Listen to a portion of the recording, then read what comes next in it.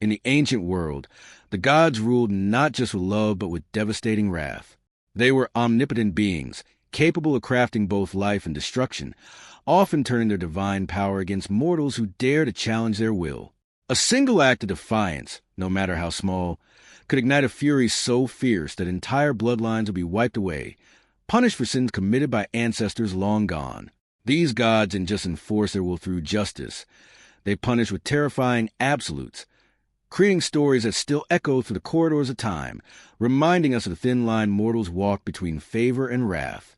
The gods of ancient civilizations were not the benevolent, kind figures that we often imagine today.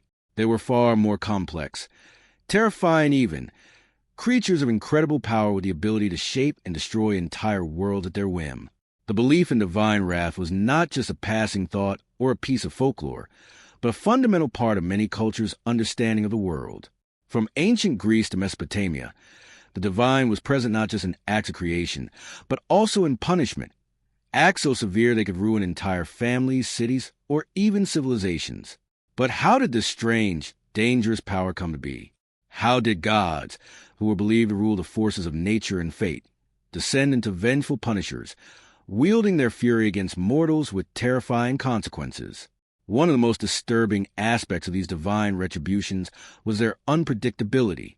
The gods were not bound by any human sense of justice or mercy. Their anger could strike at any time, often for the most trivial offenses. Imagine, if you will, a world in which the smallest mistake, the briefest act of defiance, could bring down unimaginable suffering upon you and your loved ones. The gods of ancient mythologies didn't just punish those who wronged them. They punished entire families, entire lineages. A single transgression could lead to generations of pain, often for offenses committed by ancestors who had long passed away. This kind of punishment was not designed to restore balance or deliver justice. It was a means of showing mortals that the gods were in complete control, that they had the power to erase entire lines of blood simply for amusement or retribution. Consider, for example, the stories of the Greek gods, whose mythologies are replete with divine wrath. The gods, though powerful, were often capricious and motivated by personal grudges. Their punishments, in the most extreme cases, were terrifyingly absolute. Take the tale of Niobe, a proud mother who boasted of her many children and mocked the goddess Leto for having only two. In response, Leto's children, Apollo and Artemis, killed all of Niobe's children, each one in a brutally specific way. Her daughters were struck down by arrows, her sons killed in their prime. Niobe, devastated, fled to Mount Sipylus, where she was transformed into a stone, forever weeping for her lost children. To the gods, Niobe's pride was an unforgivable offense. Her pain, the endless sorrow of a mother whose children were taken from her, was not merely the consequence of her actions, but a direct lesson to any who might dare challenge the divine order. Then, there is the story of Arachne, whose weaving skills were said to rival those of the goddess Athena herself.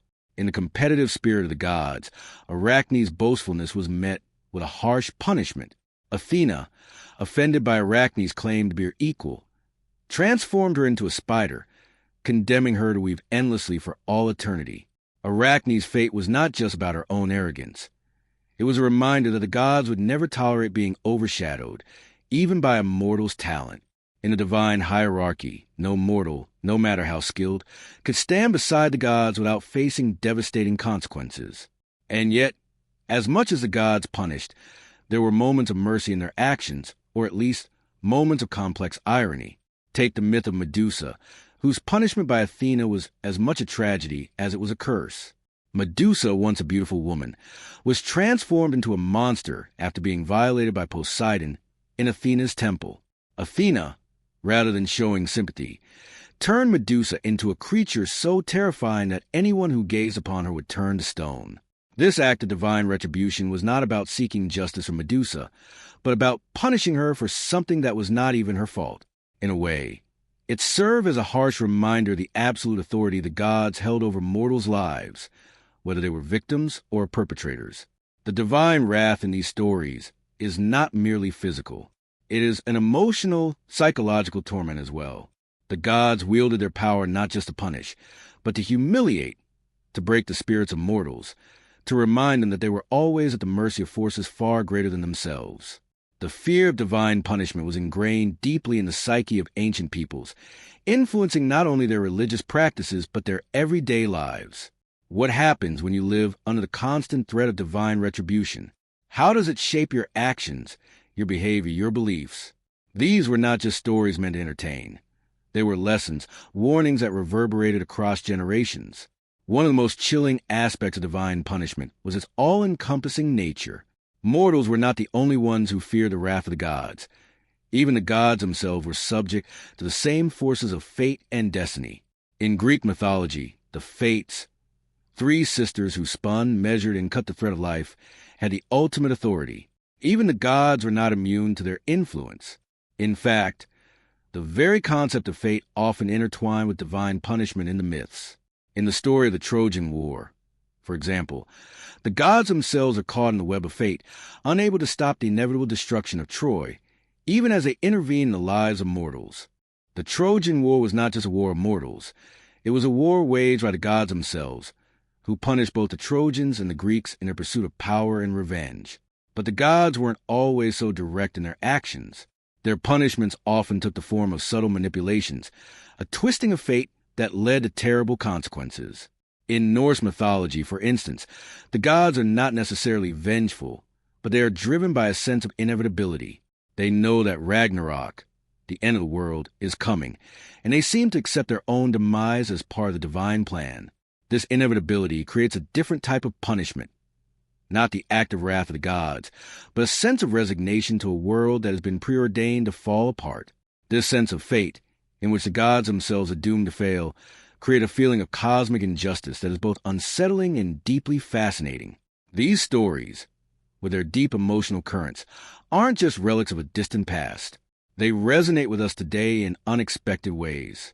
We still talk about the idea of karma, the belief that our actions have consequences, that the universe somehow ensures justice. But while karma may seem like a comforting idea of balance, ancient mythologies offer something far more unsettling, a world in which the gods are unpredictable, their wrath indiscriminate, and their punishments terrifying in their finality. It's a world in which nothing is safe, where every mistake could lead to unimaginable suffering, and where the divine is as likely to destroy as to protect. In the end, the myths of divine punishment serve as a stark reminder of the power of the gods, and of the frailty of human existence in the face of that power. To the ancient peoples, these stories weren't just entertainment. They were the very fabric of their worldview. They represented the raw, terrifying force of nature, the cruel twist of fate, and the unpredictable fury of the gods. And they still haunt us today, because, in some way, they remind us that we, too, are vulnerable. We, too, live in a world where divine forces, whether real or imagined, can change the course of our lives in an instant. We may have more control over our destinies now, but the fear of divine retribution still lingers, just as it always has. In many ancient cultures, the gods were seen as both protectors and punishers, embodiments of forces that could shape the world in both creative and destructive ways. The belief in gods who could bring about prosperity or devastation was rooted deeply in the spiritual and everyday life of those societies. These deities were not abstract figures or distant entities. They were intimately involved in the lives of mortals, guiding them with laws, principles, and, perhaps more troublingly, with punishments. The dual nature of the divine, its ability to bestow blessings as well as curses, was something that struck fear into the hearts of people because it meant that the gods had the ultimate say over their fates. When one violated divine laws, there was no escaping the consequences. The gods' role in enforcing divine order and justice was not just ceremonial or symbolic. In ancient Greece, for example, gods were seen as active participants in the world's balance. They were deeply involved in the human realm, constantly observing and intervening in human affairs. The divine realm wasn't a separate, untouchable plane of existence. Rather, it was an active force in the daily lives of mortals. The gods were thought to reward devotion and punish wrongdoing, ensuring that the delicate balance between order and chaos was maintained. But what exactly was the nature of these punishments? How did these gods mete out justice? And how were mortals expected to understand the consequences of their actions? In Greek mythology, the divine punishments often seemed disproportionate, driven not by a sense of fairness, but by pride, jealousy, or anger. The gods were as capricious as they were powerful, and their reasons for punishing mortals were often opaque and arbitrary. A mortal might be punished for something as seemingly small as hubris, excessive pride, or arrogance, especially when it was directed against the gods themselves. In these myths, it was not just a breaking of rules that resulted in divine wrath, but the very act of overstepping the boundaries that the gods had set. In the case of the Greek pantheon, their punishments were often carried out with terrifying precision and imagination. The gods had the power to twist fate and warp reality, making the punishment seem all the more dreadful. A mortal who offended a god might be turned into stone, cursed to live in perpetual torment, or doomed to carry out an endless, fruitless task. These punishments were not just physical. They were often deeply psychological, designed to break the will of the victim, to make them suffer in ways that would go beyond simple pain or death. The gods' vengeance was not about retribution in the traditional sense. It was about teaching mortals their place in the grand scheme of things. Take, for example, the myth of King Midas, whose greed led to his downfall. Midas, the king of Phrygia, was granted a wish by the god Dionysus. Everything he touched would turn to gold. At first, Midas was overjoyed, but his joy quickly turned to despair when he realized the horrific consequences of his wish. His food, his drink, even his daughter, whom he embraced, all turned to gold. His greed had led him to disregard the natural order, and the punishment he received was an inversion of that order. What he wanted to be a blessing became a curse, turning his wealth into a hollow, deadly gift. The gods punished Midas not just for his greed, but for his lack of understanding about the limits of divine power and the consequences of human desires that went unchecked. The gods also punished those who displayed hubris, excessive pride, or arrogance, especially when it led them to challenge the gods or place themselves on equal footing with them. The story of the great hero Achilles is a prime example of how divine punishments could strike down even the most powerful mortals. Achilles, perhaps the greatest of all Greek warriors, was dipped in the river Styx by his mother, Thetis, making him nearly invincible. But his pride led him to defy the gods, and as a result, he was eventually struck down by a mere arrow to the heel, his one weak spot. The divine punishment here was not immediate, nor was it simple. It was a long time in the making, a slow and inexorable consequence of his pride. This story illustrates the complex relationship between gods and mortals. Even the mightiest of heroes could not escape the wrath of the divine when they overstepped their bounds. The gods' punishments were also often deeply tied to fate. In many cases, mortal actions were seen as preordained, and the gods' interventions merely guided the course of destiny. The Fates, three sisters who controlled the threads of life, were central to this concept. They were the ones who decided the span of a mortal's life and the events that would unfold, and even the gods were not immune to their influence. This sense of inevitable fate, combined with the gods' role as both arbiters and enforcers of that fate, created a complex web of cause and effect that determined not only the lives of mortals, but also the actions of the gods themselves. The concept of fate was especially important in Greek mythology, where the gods were seen not as omnipotent beings who could control everything, but as powerful entities who were themselves constrained by fate. This meant that even the gods were subject to punishment. In the myth of the Trojan War, for instance, the gods are deeply involved in conflict, each one taking sides and intervening in mortal affairs. But no matter how much they meddled, they could not escape the inevitable outcome of the war, the fall of Troy. The gods, in a sense, were as much victims of fate as the mortals they sought to influence. This idea of fate as an overarching force that governed the actions of gods and mortals alike added a layer of complexity to divine justice. The gods could punish mortals, but they too were being punished by the very forces they tried to control. The ancient Greeks weren't the only culture to believe in gods who could both bless and curse.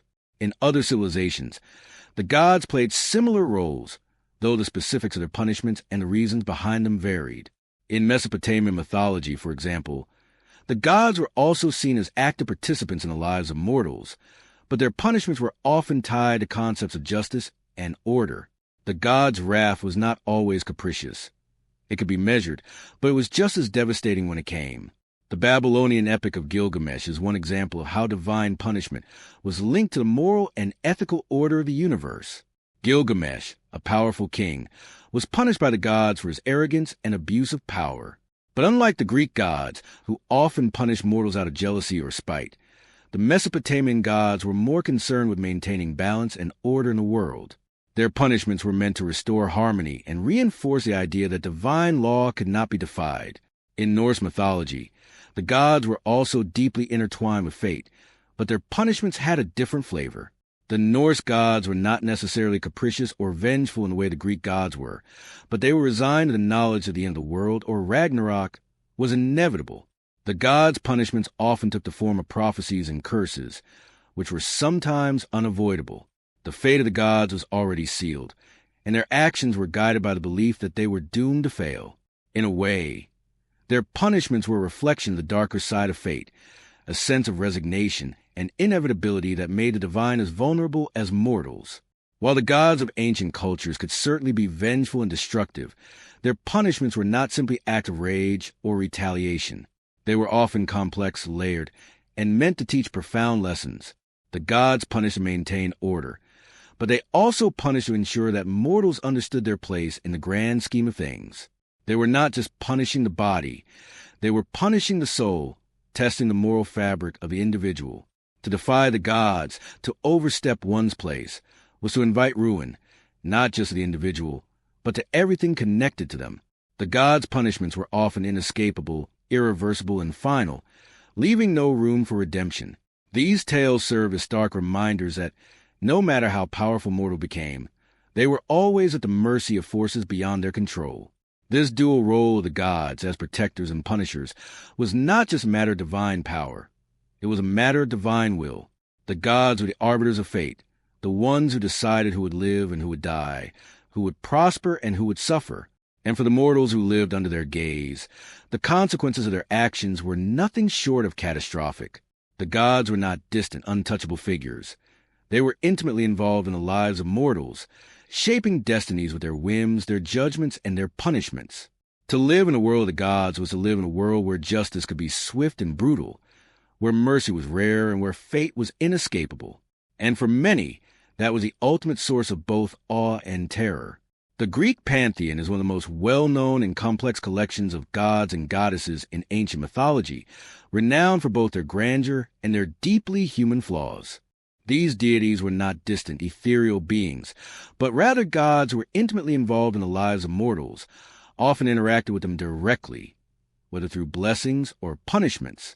The Greek gods were capricious, vengeful, and quick to anger, often punishing transgressions in ways that were not only severe, but also creatively cruel.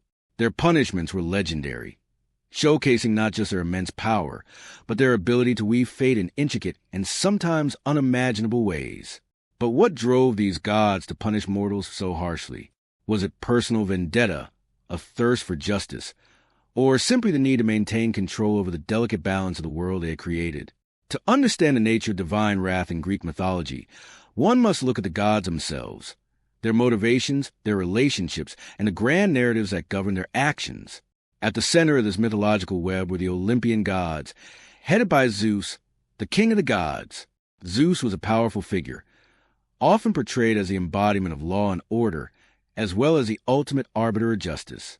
However, despite his lofty position, Zeus was far from perfect. His temper was legendary, and he had a penchant for taking out his anger on mortals and other gods alike. Often, his punishments were swift and overwhelming, a way for him to assert his dominance over both gods and humans. One of the most infamous examples of Zeus's wrath is the story of Prometheus, the titan who defied Zeus by stealing fire from the gods and giving it to humanity. As punishment for this act of rebellion, Zeus had Prometheus bound to a rock, where an eagle would tear at his liver every day, only for it to regenerate each night. This endless cycle of torment served as a reminder of Zeus's absolute power. No one could escape the wrath of the gods, not even one who had once been their ally. This story exemplified not only Zeus's need to punish those who defied him, but also the cruel and unyielding nature of divine justice in the Greek world. Zeus's wrath, however, was not always the most terrifying in the pantheon.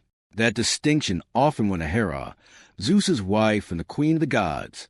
Hera was known for her jealousy, particularly when it came to her husband's numerous infidelities.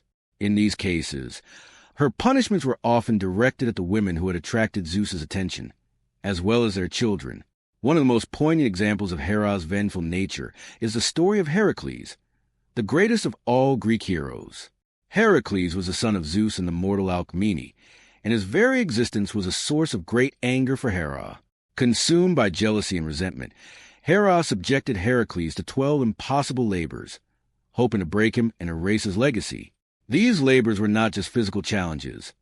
They were designed to humiliate Heracles, to test the limits of his endurance and strength, and to push him to the brink of despair. Yet, despite the severity of her punishment, Hera's wrath was not merely out of spite. In the complex world of Greek gods, her actions were a reflection of a divine desire to uphold order and maintain control over the natural world. For Hera, the human world and the divine realm were intertwined, and any disturbance of that balance, whether it was a mortal child born out of infidelity or the challenge of a heroic figure, had to be corrected. While Hera was often depicted as the embodiment of jealousy and revenge, the story of the goddess Artemis offers a different perspective on divine punishment. Artemis, the virgin huntress, was known for her strength, independence, and protectiveness of her purity. She was a goddess who lived by a strict moral code, and any transgression against that code was met with swift and severe punishment. The most famous example of Artemis's wrath was the story of Actaeon, a mortal hunter who stumbled upon the goddess while she was bathing. Because Actaeon had seen Artemis in her most vulnerable state, the goddess transformed him into a stag and set his own hunting dogs upon him. The dogs, unable to recognize their master, tore him apart. Artemis's punishment was not just for the act of voyeurism. It was a declaration of her absolute control over the natural world and the sacredness of her virginity. In this story, divine justice was about maintaining the sanctity of personal boundaries, the inviolable nature of the god's purity, and the consequences of violating that purity. Artemis's punishment was not just an act of vengeance. It was a reflection of her divine identity, one that could not be compromised, even by a mortal's accidental trespass. The Greek gods also punished mortals who challenged their authority in more overt ways. One such figure was Arachne, a mortal woman whose skill in weaving was so extraordinary that it rivaled that of the goddess Athena herself. In Greek mythology, hubris, the sin of excessive pride or arrogance, was one of the most serious offenses a mortal could commit, and Arachne's boast that she could outdo Athena in weaving was seen as an affront to the goddess's divine skill and wisdom. Athena, in a fit of jealousy and righteous indignation, challenged Arachne to a weaving contest. The result was a work of stunning beauty, but Arachne's tapestry depicted the gods in an unflattering light, highlighting their flaws and immoral actions. For daring to challenge the divine, Arachne was punished. Athena transformed her into a spider, condemning her to weave forevermore. This story is a classic example of divine punishment, not just as a response to mortal arrogance, but as a reinforcement of the god's ultimate power. Arachne's weaving skills, which had once been a source of pride, became the very means by which she was tormented. The punishment was designed not just to humble Arachne, but to remind all mortals of their place in the grand order of the gods. It was a harsh, irrevocable act, a reminder that no mortal could ever truly rival the gods. Another powerful example of divine wrath in Greek mythology is the myth of Niobe, a proud queen who boasted of her many children and claimed to be superior to the goddess Leto, who had only 2 children, Apollo and Artemis. Enraged by this display of arrogance, Leto's children killed all of Niobe's children, one by one, as punishment for her hubris. Niobe was transformed into stone, a monument to the consequences of pride. The story of Niobe is a tragic one, but it is also a story of how the gods used punishment to restore balance and reinforce the idea that no mortal could stand above the divine. In Greek mythology, there was a deep belief in the idea of moderation. Humility in the face of divine power was essential. To claim superiority over the gods was to invite disaster, and Niobe's transformation into stone served as a permanent reminder of that fact. It was not just a punishment. It was a cautionary tale for anyone who might entertain the idea of challenging the gods. While the punishment of mortals often served to enforce divine authority, it also highlighted a key aspect of the Greek gods' relationship with humanity, their inability to forgive or show mercy. Unlike the more forgiving gods of other mythologies, the Greek gods rarely allowed for redemption. Their punishments were severe, unrelenting, and often irreversible. There was no second chance, no opportunity for atonement. A mortal who angered the gods was subject to the full weight of their wrath. And even the mightiest heroes, such as Heracles, could not escape the consequences of their actions. This lack of mercy was both a source of fear and fascination for the ancient Greeks. It emphasized the divine order that governed their world, an order in which they were at the mercy of powerful, often capricious beings. The punishments meted out by the Greek gods were not just about restoring order or exacting retribution. They were also about maintaining the cosmic balance between the divine and mortal realms. The gods were not simply enforcers of rules. They were agents of fate and destiny, ensuring that the universe remained in harmony. The consequences of divine wrath, though often harsh, were seen as necessary to uphold this balance. The gods punished, not just because they were angry, but because it was their role to shape the fate of mortals and ensure that they knew their place in the larger order of the universe. In this sense, the Greek gods were not simply figures of authority. They were the living, breathing embodiment of cosmic law itself.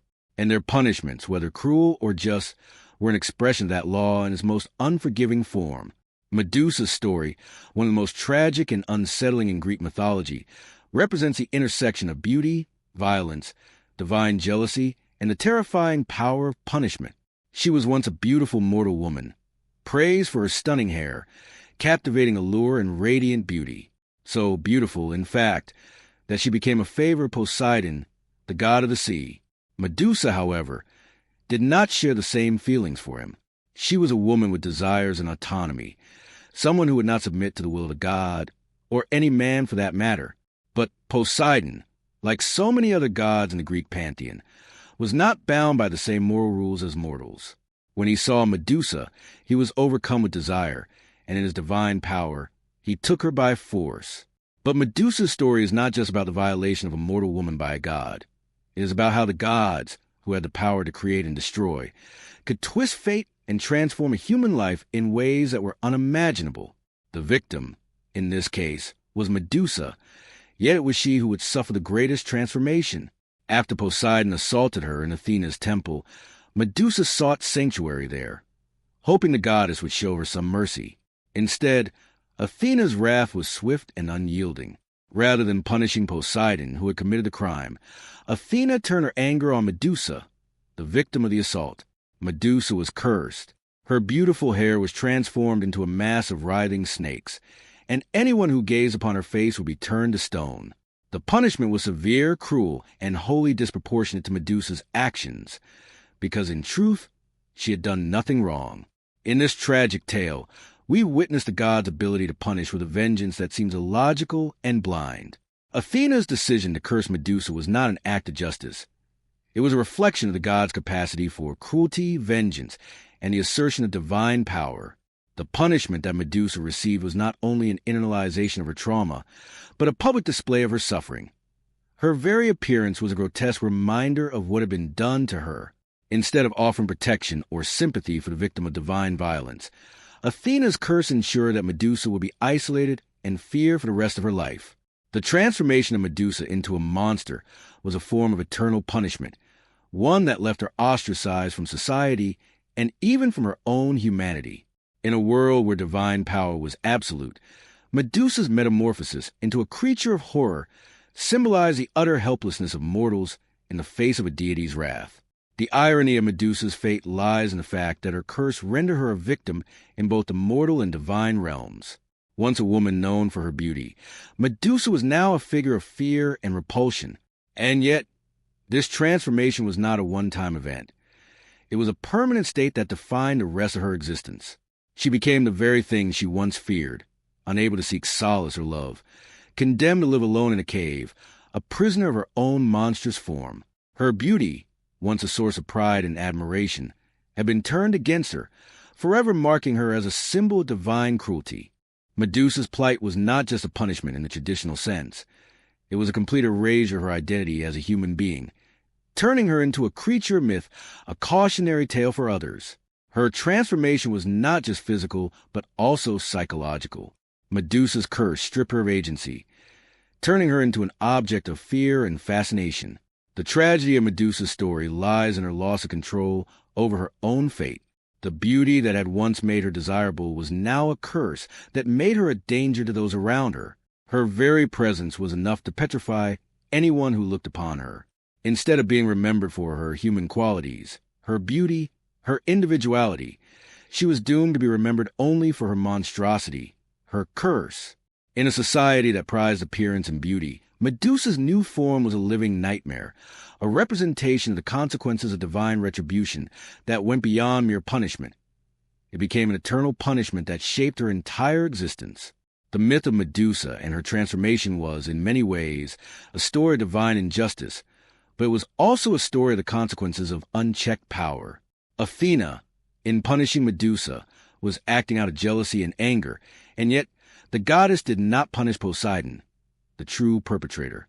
Instead, Medusa, the victim, became the scapegoat for an incident she had no control over.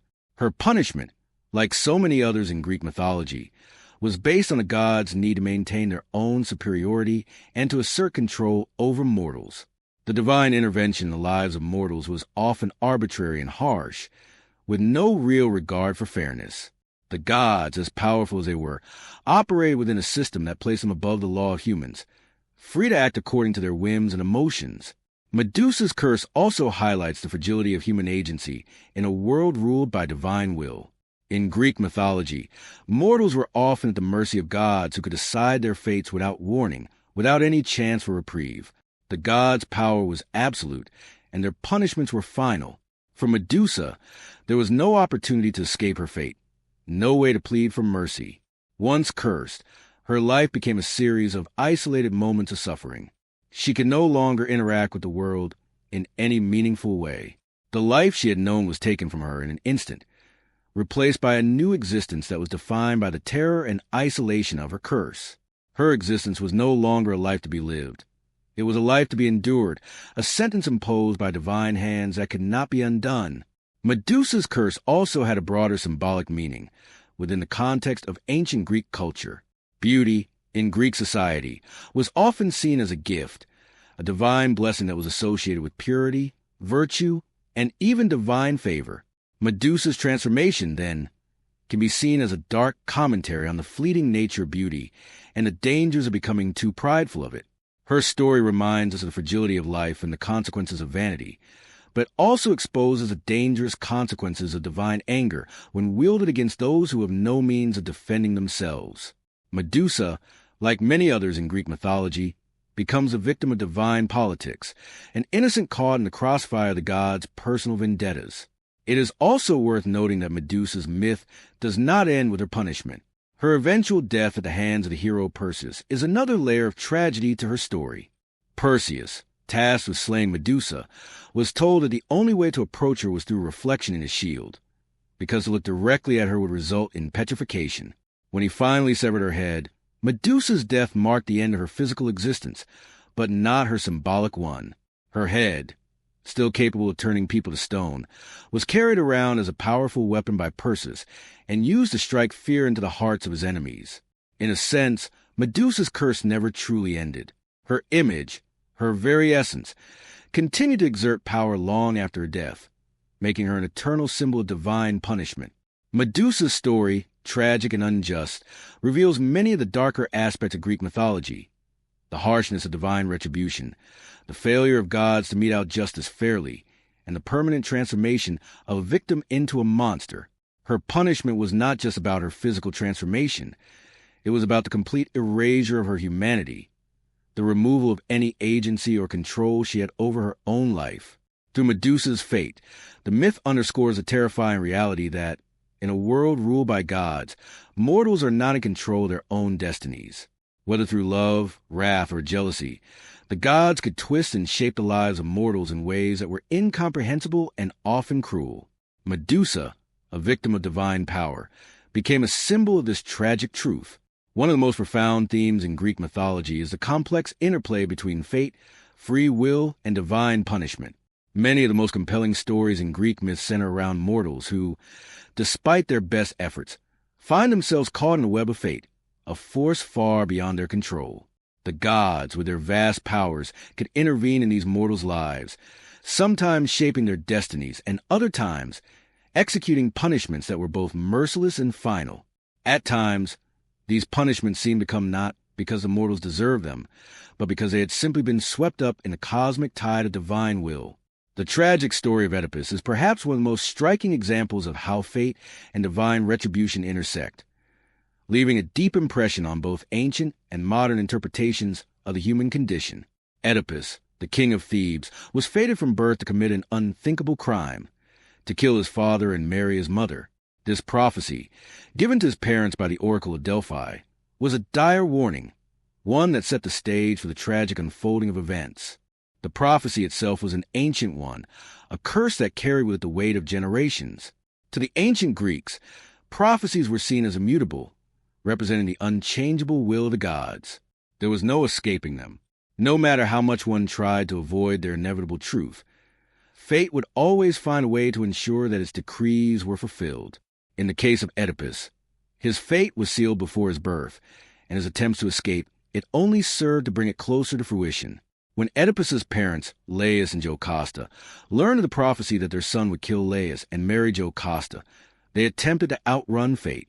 In desperation, they abandoned the infant Oedipus, hoping to rid themselves of curse.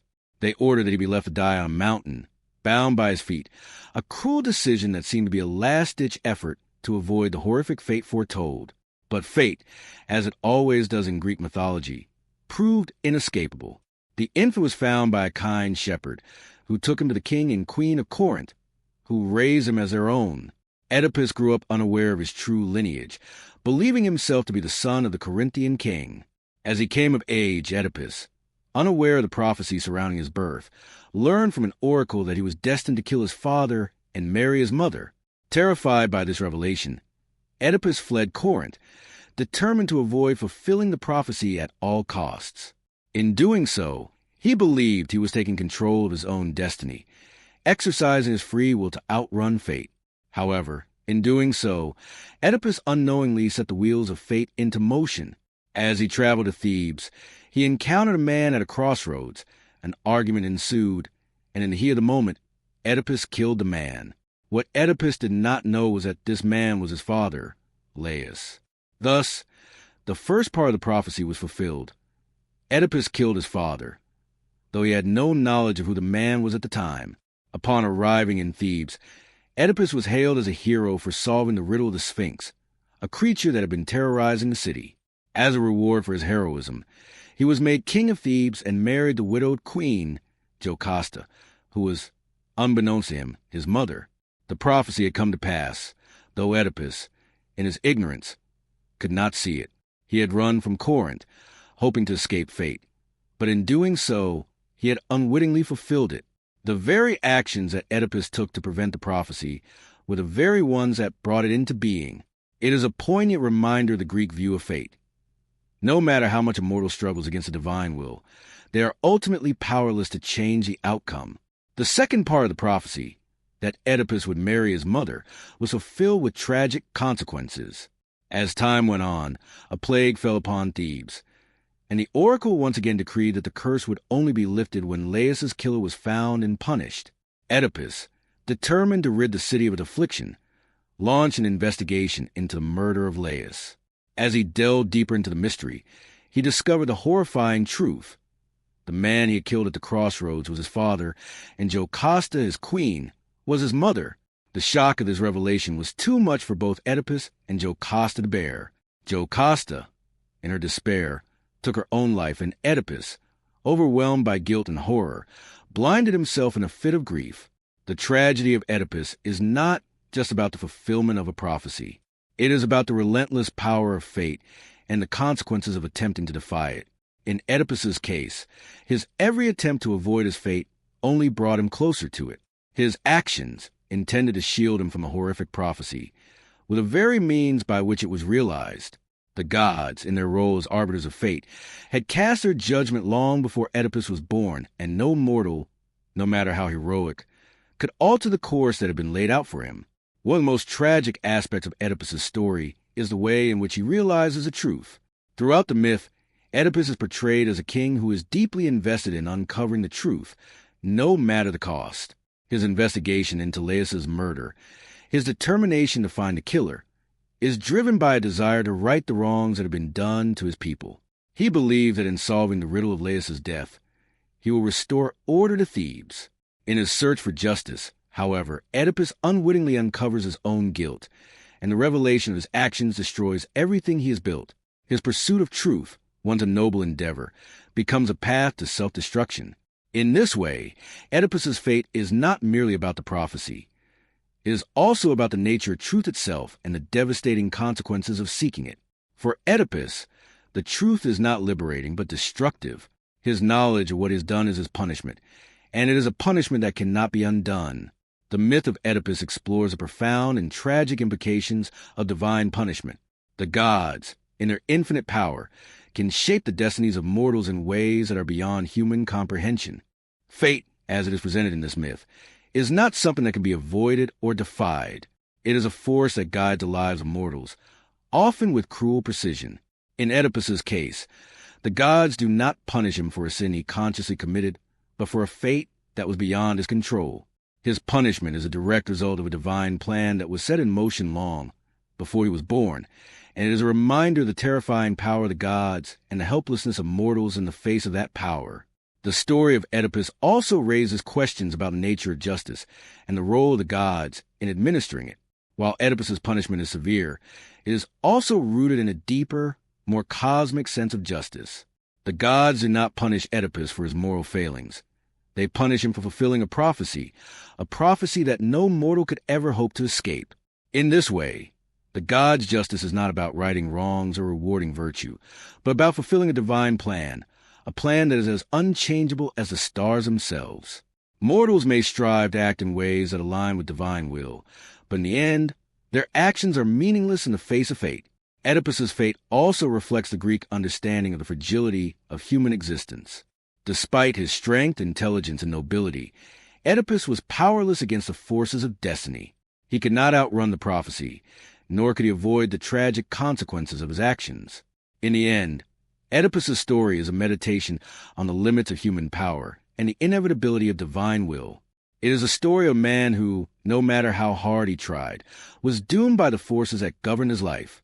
The gods, in their capacity to shape the fate of mortals, remind us that there are some forces in life that cannot be resisted, no matter how strong or virtuous one might be. The tale of Oedipus is a tragic and poignant reminder of the ancient Greek belief that, in the end, the gods always have the final say. The notion of divine punishment in ancient mythology often revolves around the idea of cosmic justice, an idea that is deeply woven into the fabric of how the gods interact with mortals. The gods themselves are not immune to the very laws they impose on humans. In fact, many of the most striking and powerful stories in Greek mythology feature the gods being held accountable for their actions, sometimes even suffering as a result of their own behavior. The punishment of gods is an intriguing concept, as it suggests that the deities, despite their immense power, are not beyond the reach of fate or divine retribution. One of the most poignant and unsettling tales of divine punishment is the myth of Prometheus, the titan who dared to defy Zeus, the king of the gods, and paid a harrowing price for his actions. Prometheus was a titan, a member of an ancient race of divine beings that existed before the Olympian gods came to power. Prometheus was a creator, a benefactor of humanity, and in many ways, he embodied the ideal of selfless sacrifice. He was the one who fashioned humans out of clay, breathing life into them and granting them the gift of intelligence. In Greek mythology, Prometheus was not only a figure of great power, but also one of immense compassion for humankind. He saw potential in humans, and he sought to elevate them to a higher state of being, one that could rival even the gods. His love for humanity, however, would be his undoing, as it led him to defy Zeus in an attempt to grant humans a gift that would forever change their fate. The gift that Prometheus chose to give humanity was fire, the symbol of knowledge, warmth, and enlightenment. To the ancient Greeks, fire represented the spark of life and the transformative power of civilization. Fire could cook food, provide warmth, and illuminate the darkness. It was a gift that would empower humanity, enabling them to grow, to create, and to thrive. However, the gods had kept fire from mortals, seeing it as a divine privilege that should be reserved only for the immortals. Zeus, in particular, viewed the fire as a symbol of the gods' supremacy over mortals, and he was determined to keep it out of human hands. By keeping fire from them, Zeus sought to maintain his dominion over the world, ensuring that mortals remained subservient and powerless in the face of the gods' overwhelming might. Prometheus, however, could not bear to see humanity suffer. In an act of rebellion, he stole fire from the gods, bringing it to earth and bestowing it upon humans. This act was one of incredible defiance, as Prometheus knowingly broke divine law to give humanity a gift that would empower them to reshape their destiny. Prometheus understood the consequences of his actions, but his love for humanity outweighed his fear of Zeus's wrath. He knew that, in giving fire to humans, he was not only helping them survive, but he was also allowing them to prosper and become more like the gods. Fire symbolized the potential for growth, creation, and independence. By giving it to humans, Prometheus hoped to level the playing field, enabling mortals to develop their own civilization and achieve greatness. When Zeus discovered that Prometheus had defied him and stolen fire, he was enraged. For Zeus, this act was a direct challenge to his authority and his rule over the world. It was not merely an insult to his power. It was a threat to the natural order that he had established. In his fury, Zeus devised a punishment for Prometheus that was as cruel and enduring as it was fitting in the eyes of divine law. Prometheus was to be bound to a rock on Mount Caucasus, where an eagle would come each day to feast on his liver. This punishment was not simply a means of retribution. It was a constant and unrelenting reminder of the consequences of defying the gods. The eagle's daily visits ensured that Prometheus would never find peace, and the regeneration of his liver each night meant that his suffering would never cease. It was a torment that could not be escaped, a cycle of agony that would continue for eternity. The severity of Prometheus's punishment highlights the gods' desire to maintain control over the mortal world and the divine realm. Zeus's wrath was not just about personal revenge. It was about reasserting the power of the gods and reinforcing the idea that no mortal, not even a titan, could challenge the divine order without facing dire consequences. Prometheus's punishment was meant to serve as a warning to all those who might contemplate defying the gods. It was not enough for Zeus to simply punish Prometheus in the moment. The punishment had to be eternal.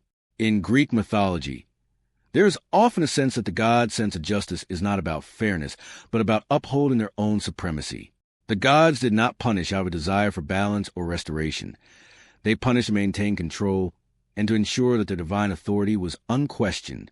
The punishment of Prometheus also raises important questions about the nature of suffering and sacrifice in the divine realm.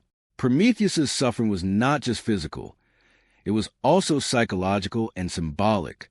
As a titan, Prometheus had once been a part of the divine order. He had once stood alongside the gods, yet his act of rebellion had led to his fall from grace. His punishment, then, was not just a penalty for breaking divine law.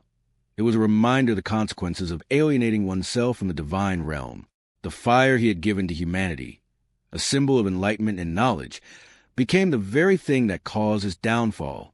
In this sense, Prometheus' story is a tragic one. He sacrificed his own well-being for the sake of humanity, only to find himself eternally punished by the very beings he had once served. Despite the unrelenting nature of Prometheus' punishment, there is a certain nobility in his defiance. His act of rebellion, while resulting in unimaginable suffering, was also a statement of resistance against the tyranny of the gods. Prometheus' choice to defy Zeus was an act of selfless love for humanity, a desire to give mortals the opportunity to thrive and become more than they were. In a sense, Prometheus embodies the tension between the divine and the mortal, between the gods' desire for control and the human's desire for freedom. His defiance of Zeus represents the human spirit's refusal to accept subjugation, to rise above the limitations imposed by divine will. In this way, Prometheus' story becomes a symbol of the quest for knowledge and a pursuit of a higher purpose, even in the face of divine wrath. Prometheus' punishment was not without its moments of hope. According to some versions of the myth, Prometheus' torment would eventually end when the hero Hercules came to his aid. Heracles, who had been tasked with performing 12 labors to redeem himself, was able to free Prometheus from his chains and kill the eagle that had tormented him for so long. This act of heroism did not absolve Prometheus of his initial crime against Zeus, but it did provide a form of relief, a glimmer of redemption after an eternity of suffering. Even in the face of divine punishment, there was a possibility for mercy, a reminder that even the gods were not completely infallible or invincible. The myth of Prometheus, while centered around the punishment of a titan for defying the gods, also contains a deeper message about the relationship between power, freedom, and knowledge. Prometheus's gift of fire to humanity was a symbolic act of enlightenment, one that allowed mortals to transcend their previous limitations and begin the process of creating civilization. In this sense, the punishment he received for this act of benevolence seems deeply unfair, even though it was driven by the gods' need to protect their own authority. Prometheus's story is a reflection of the ancient Greek understanding of the tension between the human desire for knowledge and independence and the gods' desire for control. The divine retribution against Prometheus is a reminder that in Greek mythology, even the most powerful of beings were not free from the consequences of their actions, whether a god or a titan. The gods' laws were absolute, and those who dare to break them were punished accordingly. Prometheus's suffering serves as a lasting symbol of the cost of defying divine authority, but it also highlights the enduring spirit of rebellion and sacrifice that is at the heart of the human experience. His story, with its mixture of tragedy and heroism, is one of the most powerful narratives in Greek mythology, offering profound reflection on the limits of divine power and the transformative potential of human will. The intricate relationship between the gods and mortals in Greek mythology often reveals the gods' tendency to impose severe punishments on those who either disobey their will or defy their authority. Yet, within this framework of divine wrath, there are numerous stories of punishment that stand out due to their depth, emotional weight, and the nature of their consequences. One such story, that of the tragic hero Ixion, provides a powerful exploration of divine retribution, sin, and the far-reaching consequences of a single immoral act. Ixion's tale is one that blurs the line between divine justice and vengeance, illustrating the devastating results of hubris, the prideful overstepping of one's bounds, and the punishment that can follow. Ixion was a mortal king, the ruler of the Lapiths, a tribe in Thessaly. His story begins with an unforgivable crime, the murder of his father-in-law, the king of the tribe, in a fit of anger. Ixion's crime was not an isolated act of passion. It marked the beginning of a series of egregious offenses that would lead to his eventual downfall. After killing his father-in-law, Ixion sought refuge with Zeus, the king of the gods, hoping to escape the consequences of his crime and seeking forgiveness. Zeus, always mindful of the moral and social order, was reluctant to help a murderer, but, in his characteristic kindness, offered Ixion a chance at redemption. Zeus invited the king to Mount Olympus, treating him as a guest, offering him hospitality, and allowing him to be in the presence of the gods. For a time, Ixion lived peacefully among the gods, and yet, despite the second chance, he allowed his arrogance and pride to grow unchecked. Instead of feeling grateful for the mercy Zeus had shown him, Ixion's hubris led him to make a grievous error. He became infatuated with Hera, Zeus's wife, and attempted to seduce her. In Greek mythology, such actions were considered not only a direct affront to the sacred bond between the gods, but also a violation of the natural order that held the very cosmos together. Hera was a goddess of marriage, loyalty, and familial bonds, and her sacred position meant that any attempt to undermine her honor would not be tolerated. Ixion's desire for Hera represented more than mere infidelity. It was an attempt to break the divine order and defy the power of Zeus himself. Hera, naturally, rejected Ixion's advances, but the damage had already been done. Ixion had overstepped the boundaries of mortal behavior, and, by attempting to seduce Hera, he had invoked the wrath of Zeus in the most personal and severe way possible. As a punishment, Zeus sought a retribution that would match the gravity of Ixion's transgression. The punishment that was eventually meted out to Ixion would be one of the most cruel and imaginative in all of Greek mythology. Zeus decided to punish Ixion by tying him to a fiery wheel that would forever spin through the air, never allowing him to rest. This wheel, also known as the Wheel of Ixion, was an unrelenting symbol of divine retribution, as it was a physical manifestation of Ixion's inability to escape the consequences of his actions. No matter how much he struggled or tried to break free, the wheel would keep spinning, taking Ixion further and further from any hope of redemption or peace. The punishment was not merely about inflicting pain on Ixion. It was about making him a permanent symbol of the consequences of defying the gods. His punishment was public, visible to all, a constant reminder to both mortals and immortals alike of what happens when one's pride and arrogance blind them to their place in the world. The myth of Ixion is a story steeped in both cosmic justice and the notion of a punishment that fits the crime, albeit in an exaggerated and often grotesque way. The idea of being bound to a wheel of fire, constantly spinning to the heavens, represents not just physical torment, but an eternal lack of resolution. Ixion's fate was not just one of momentary pain. It was an endless cycle of suffering that mirrored his own moral failings. The symbolism of the wheel is important because it evokes the sense of eternal motion, an unbroken cycle that will never cease. The idea of being trapped in an endless cycle is a central motif in Greek mythology, symbolizing the idea that certain actions, once committed, set off a chain of consequences that cannot be undone, no matter how much the individual regrets them or wishes to escape. Ixion's punishment is unique in that it reflects the broader philosophical themes of fate and free will.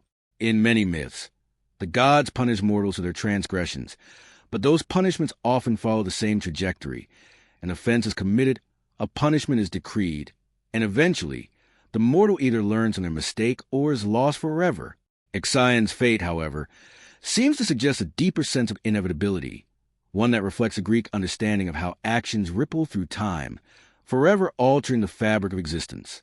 Ixion was given a second chance, a moment of mercy that could have allowed him to correct his wrongs. Yet, in his arrogance, he rejected that mercy and chose to further defy the gods. His punishment, therefore, serves as a powerful reminder that, in the world of Greek mythology, the gods do not merely punish. They ensure that a wrongdoer's fate is sealed in a manner that ensures no escape or redemption. The myth of Ixion also raises important questions about the nature of mercy and justice. Zeus's decision to give Ixion a second chance, inviting him to Olympus, shows that the gods are not completely unyielding in their punishments.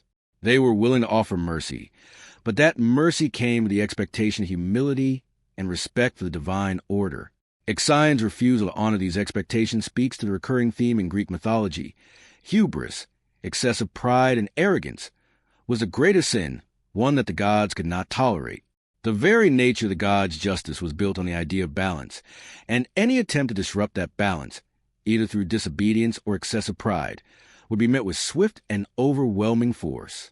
While the gods might offer mercy, that mercy could be easily revoked if the mortal did not learn the necessary lesson.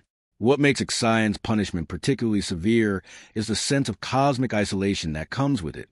The gods, in their immense power, are often depicted as being distant from mortals, but they are also capable of profound empathy and personal connections. Ixion's punishment, on the other hand, reflects his alienation from both the mortal world and the divine realm. Tied to his flaming wheel, he is neither fully part of the mortal world nor fully part of the divine world. He is trapped in a liminal space, a place of constant motion, unable to find peace or resolution.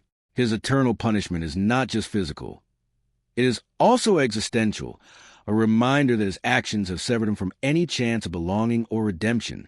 He is forever separated from those he once knew and loved, condemned to solitary, eternal existence that speaks to the deeper, isolating consequences of his sins. The myth of Ixion stands as a cautionary tale about the nature of divine punishment, not only in terms of the immediate consequences of sin, but also in terms of the long-term, inescapable nature of retribution. Unlike many other mortals in Greek mythology who might receive temporary punishments or those who might be given a chance for redemption, Ixion is bound to his fate for eternity. There is no redemption, no hope for escape, and no possibility for change. His punishment, therefore, becomes a symbol of the ultimate consequence for those who overstep their bounds and defy the gods. The eternal motion of the wheel reflects the idea that once an action is set in motion, it cannot be stopped or undone, and the consequences of one's choices will follow them forever. In examining Ixion's fate, we are reminded of the powerful themes that run through Greek mythology: the inevitability of divine retribution, the consequences of defying the natural order, and the tragic consequences of human pride. The gods, though powerful, were not immune to the forces of justice themselves, and those who tried to challenge their authority, whether by hubris or violence, paid the ultimate price. Ixion's tragic tale serves as a profound reminder that actions have consequences, and those consequences, once set into motion by the gods, are irreversible. His eternal punishment, bound his fiery wheel, is an image that has endured throughout the centuries, continuing to evoke a sense of awe and caution when contemplating the ancient Greek view of divine justice. In Greek mythology, the concept of fate plays an undeniable role in shaping the stories of both gods and mortals. It is an immutable force, beyond the grasp of even the mightiest of deities, that guides the destinies of all who live, and for many, it is both a source of horror and fascination. One of the most gripping tales of divine retribution and fate is that of the tragic hero Tantalus, a figure whose story encapsulates the intersection of divine punishment, the consequences of mortal sin, and the eternal suffering that follows from actions rooted in hubris and greed. Tantalus was a mortal king, born to Zeus and the nymph Pluto. He was a man of immense wealth and power, living a life of luxury in the halls of his palace, surrounded by the fruits of his success. He was a favored guest of the gods, often invited to dine with them on Mount Olympus. The gods, in their vastness and divine glory, were not only powerful but also enjoyed the pleasures of their immortality. They feasted on ambrosia, nectar, and the finest delicacies, and to share a meal with them was considered the highest honor for any mortal.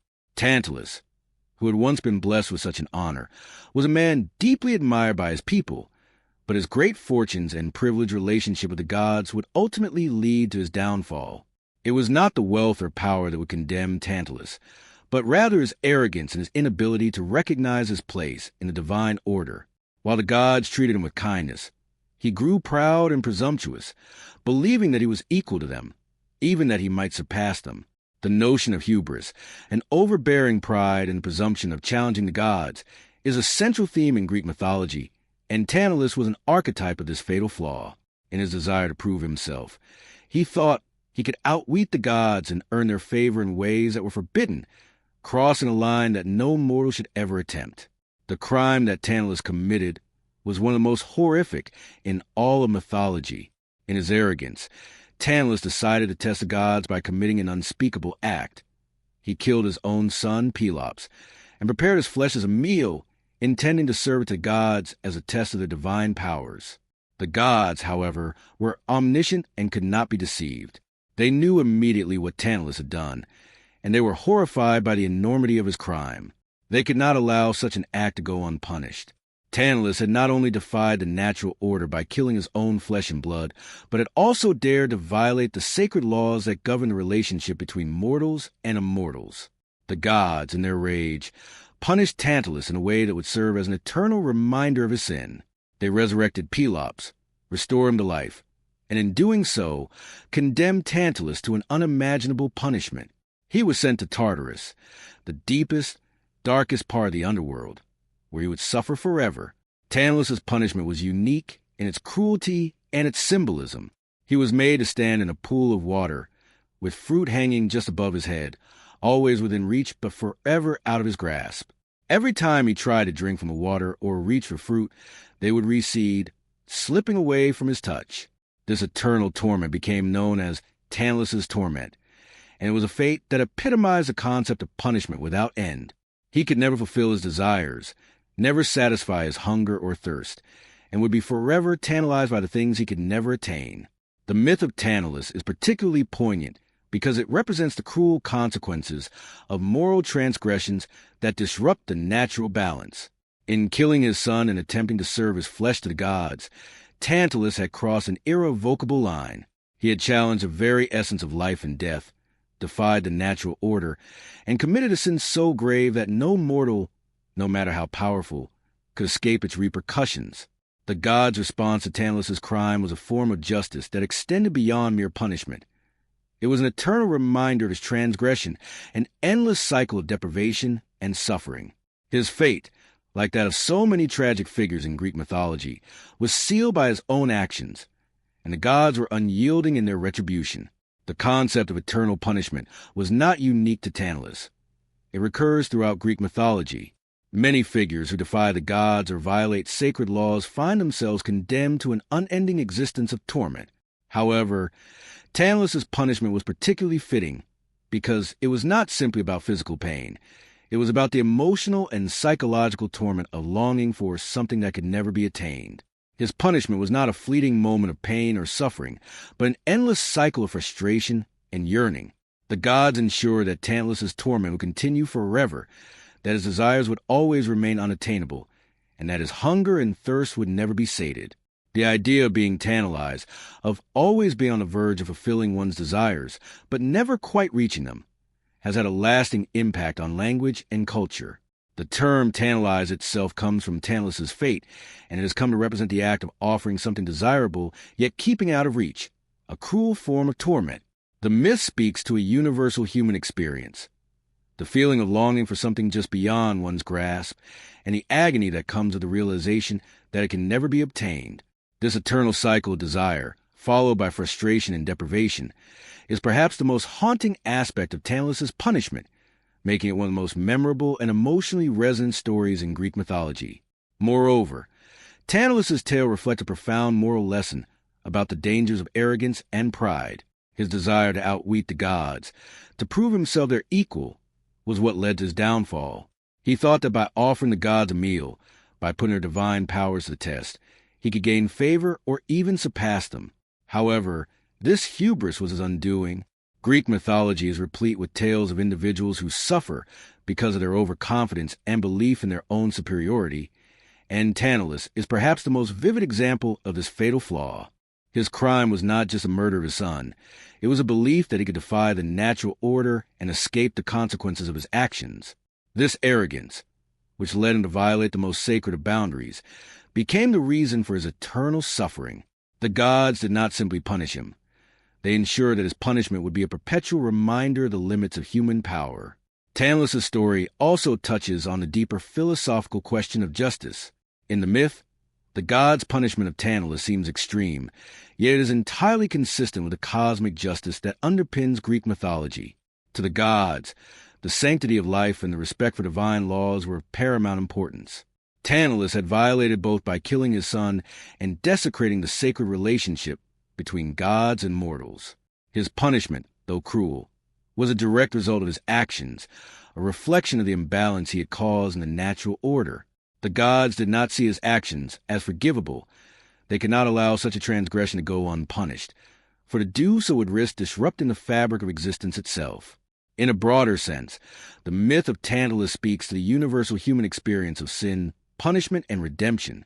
While Greek mythology is filled with stories of gods punishing mortals, it also reflects the timeless human struggle with guilt, remorse, and the desire for atonement.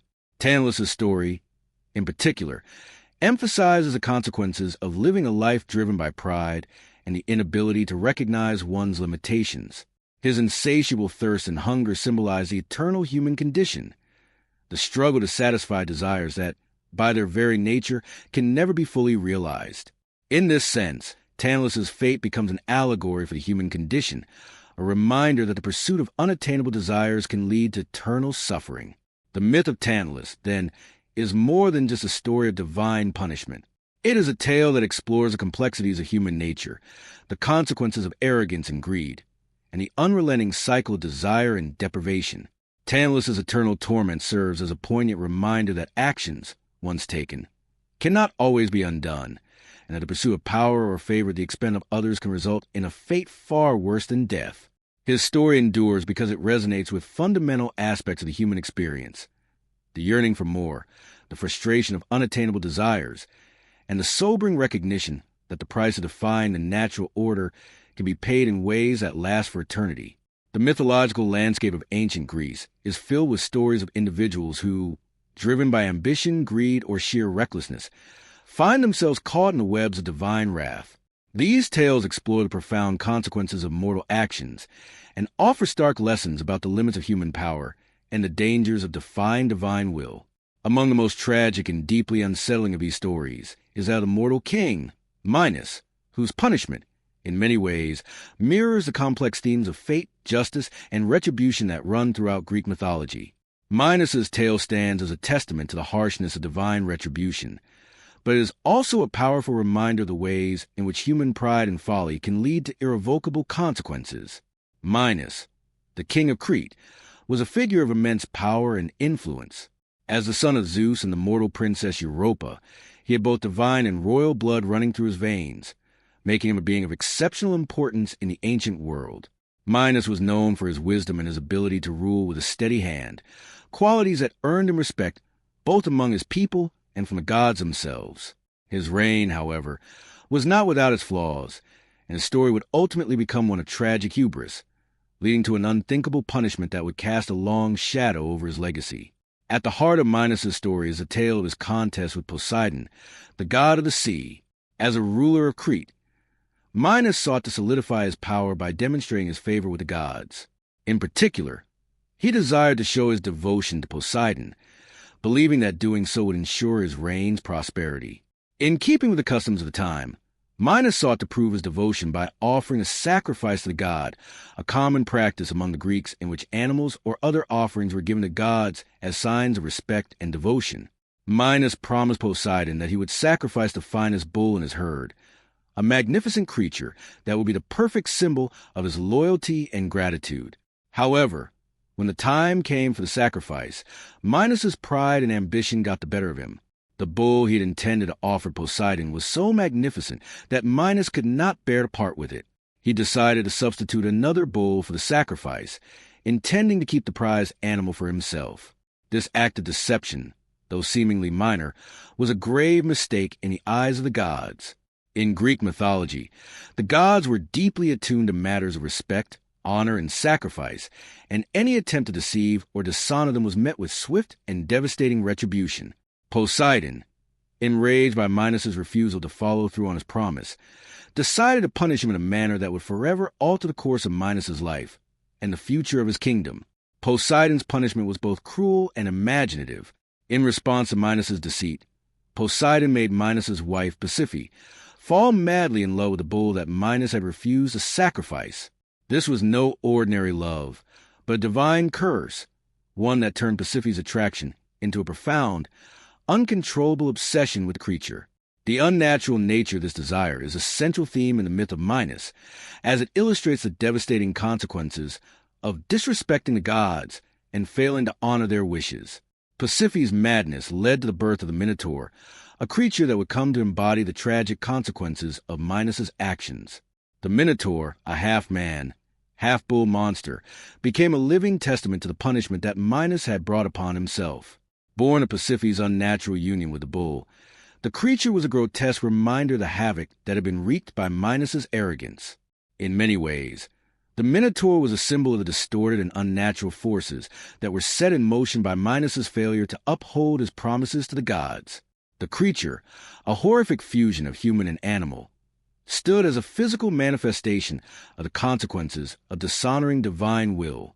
Yet, while the Minotaur's birth was a direct result of Minos' actions, the suffering that followed was far from over. As the Minotaur grew, it became increasingly clear that it was a danger to all who lived in Crete. Its monstrous form and violent nature made it a threat to the kingdom, and Minos was forced to find a solution to contain it. In an attempt to keep the creature hidden from the public eye and to avoid further humiliation, Minos had the famous labyrinth constructed by Daedalus, a brilliant architect. The labyrinth was a vast and intricate maze, designed specifically to house a Minotaur and keep it imprisoned for all eternity. It was an architectural marvel, a complex network of passageways that would confound anyone who tried to find the creature. The labyrinth symbolized the entrapment and confinement of the curse that Minos had brought upon himself. Just as the Minotaur was trapped within its winding walls, so too was Minos trapped by his own actions, unable to escape the consequences of his pride and deceit. However, the labyrinth's existence also introduced a new level of tragedy to Minos' story. Each year, Minos required a tribute from Athens, a rival city-state that had been conquered by the Cretan king.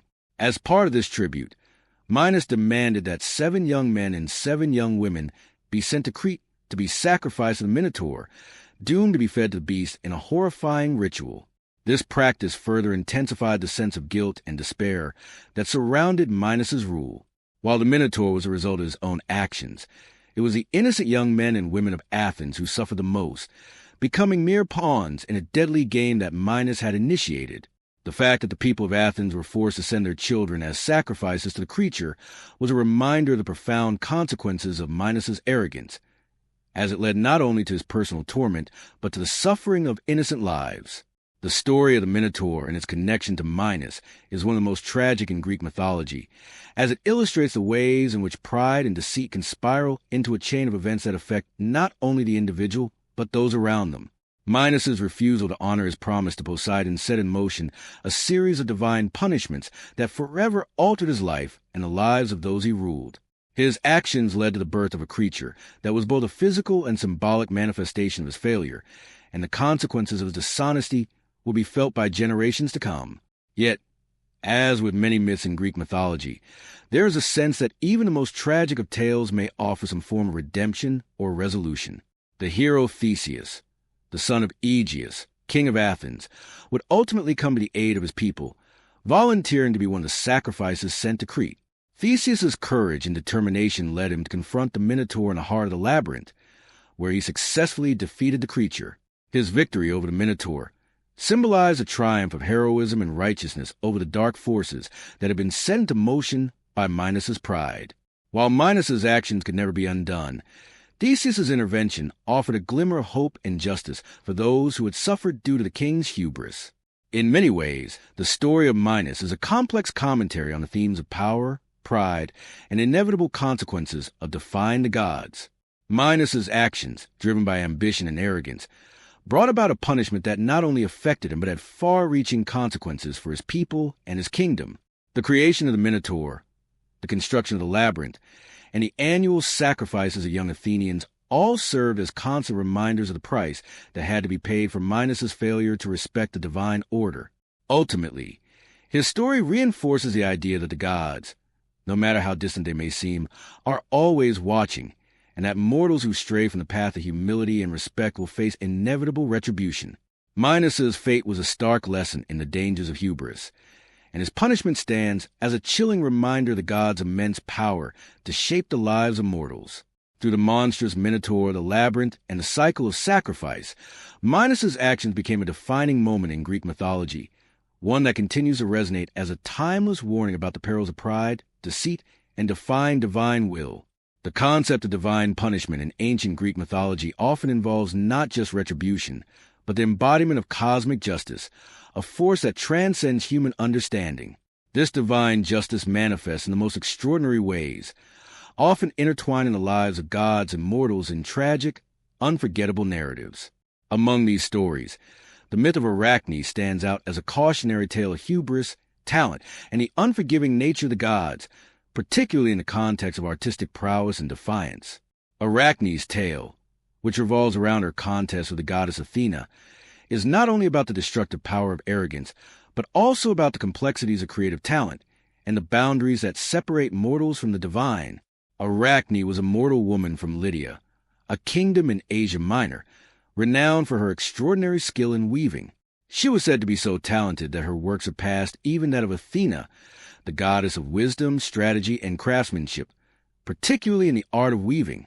Athena, herself a skilled weaver, was revered by the gods and mortals alike for her mastery of many arts, including weaving. Her work was considered perfect and beyond reproach, and she was often depicted weaving intricate tapestries that depicted the achievements and beauty of the gods. Arachne, however, was not content with merely admiring the goddess's work. Her talent, fueled by a sense of youthful arrogance, led her to boast that she was a better weaver than Athena herself. She claimed that not only could she match the goddess's skill, but that her work was superior in every way. Her statement, though an act of pride, was not initially met with divine retribution. Athena, hearing of Arachne's boast, decided to take the mortal woman's challenge seriously and appeared to her in the form of an old woman. She approached Arachne with a warning, urging her to show humility and respect for the gods, explaining that such arrogance would ultimately lead to dire consequences. Athena encouraged Arachne to acknowledge the god's superiority and to recognize the limits of human ability. However, Arachne, full of youthful defiance and pride in her abilities, rejected the goddess's advice. She boldly proclaimed that she would not only match Athena's skill, but would surpass her by weaving a tapestry that depicted the gods' failings and flaws of their nature. Arachne's challenge to Athena was a direct affront to the goddess's divine authority. In Greek mythology, the gods were seen as the ultimate beings, and any mortal who dared to question or challenge their superiority was doomed to face their wrath. Athena, though a goddess of wisdom and craft, could not let such an insult stand. However, Athena, wise as she was, accepted the challenge, agreeing to compete with Arachne in a contest of weaving. The terms of the contest were simple.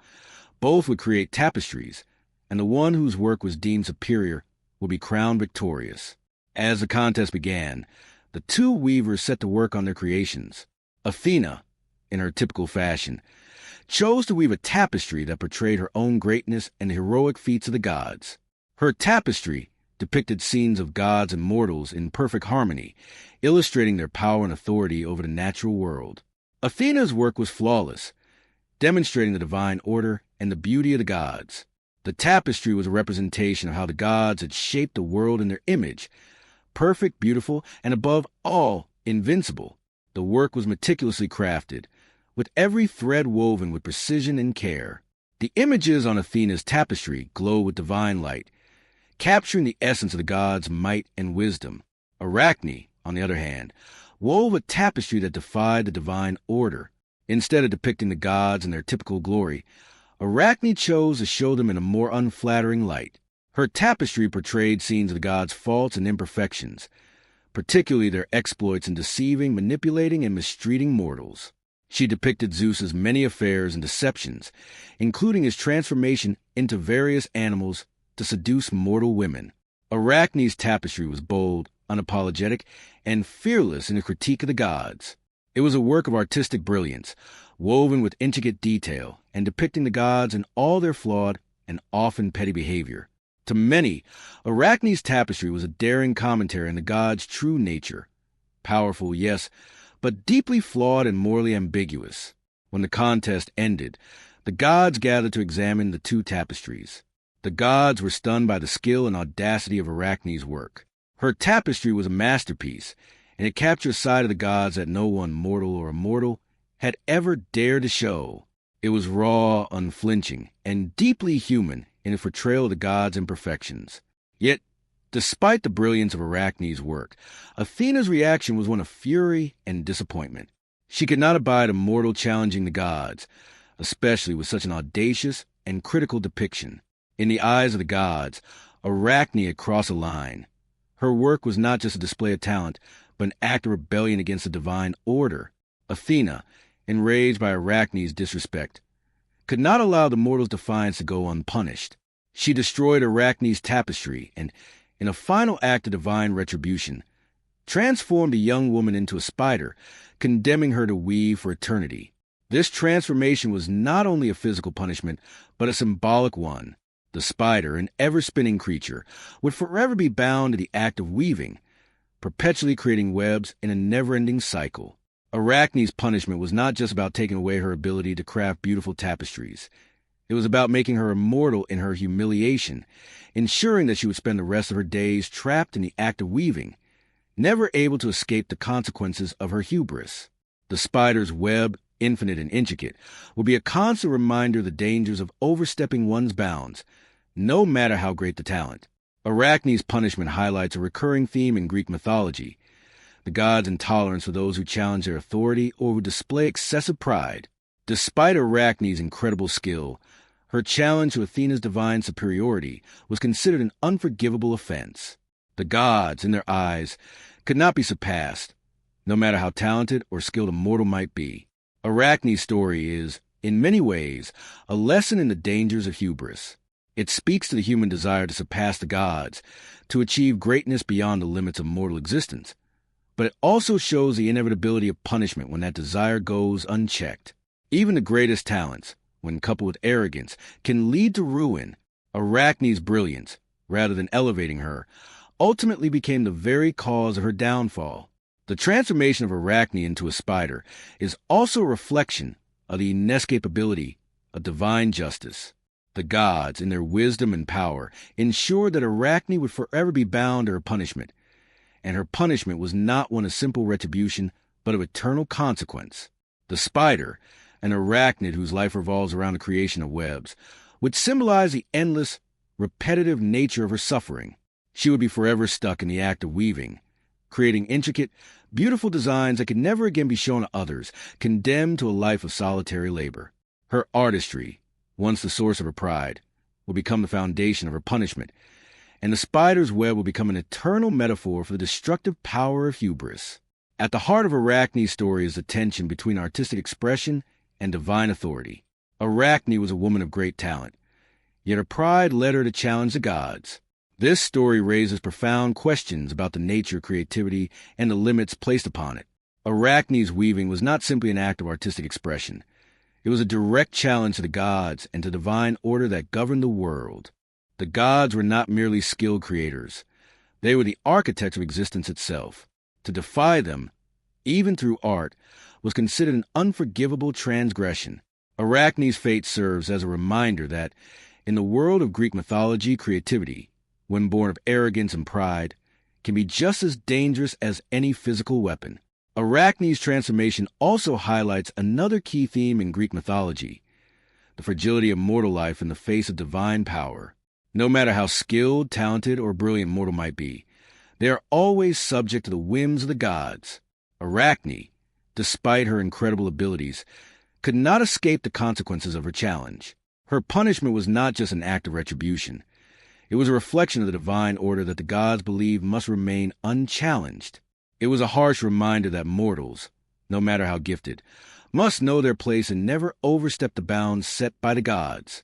While Arachne's story is primarily one of punishment, it also contains an element of tragic beauty. The spider's web, endless and intricate, serves as a reminder of the fragility of mortal pride and the relentless nature of divine retribution. Yet, in a sense, Arachne's punishment also immortalizes her talent. Although she can never escape the act of weaving, she continues to create beautiful, complex webs, forever caught in the act of artistic creation. In a strange way, her fate becomes both a punishment and a testament to her skill, a reminder that even in punishment, there can be a kind of artistic immortality. Arachne's story is one of the most memorable and thought-provoking in Greek mythology.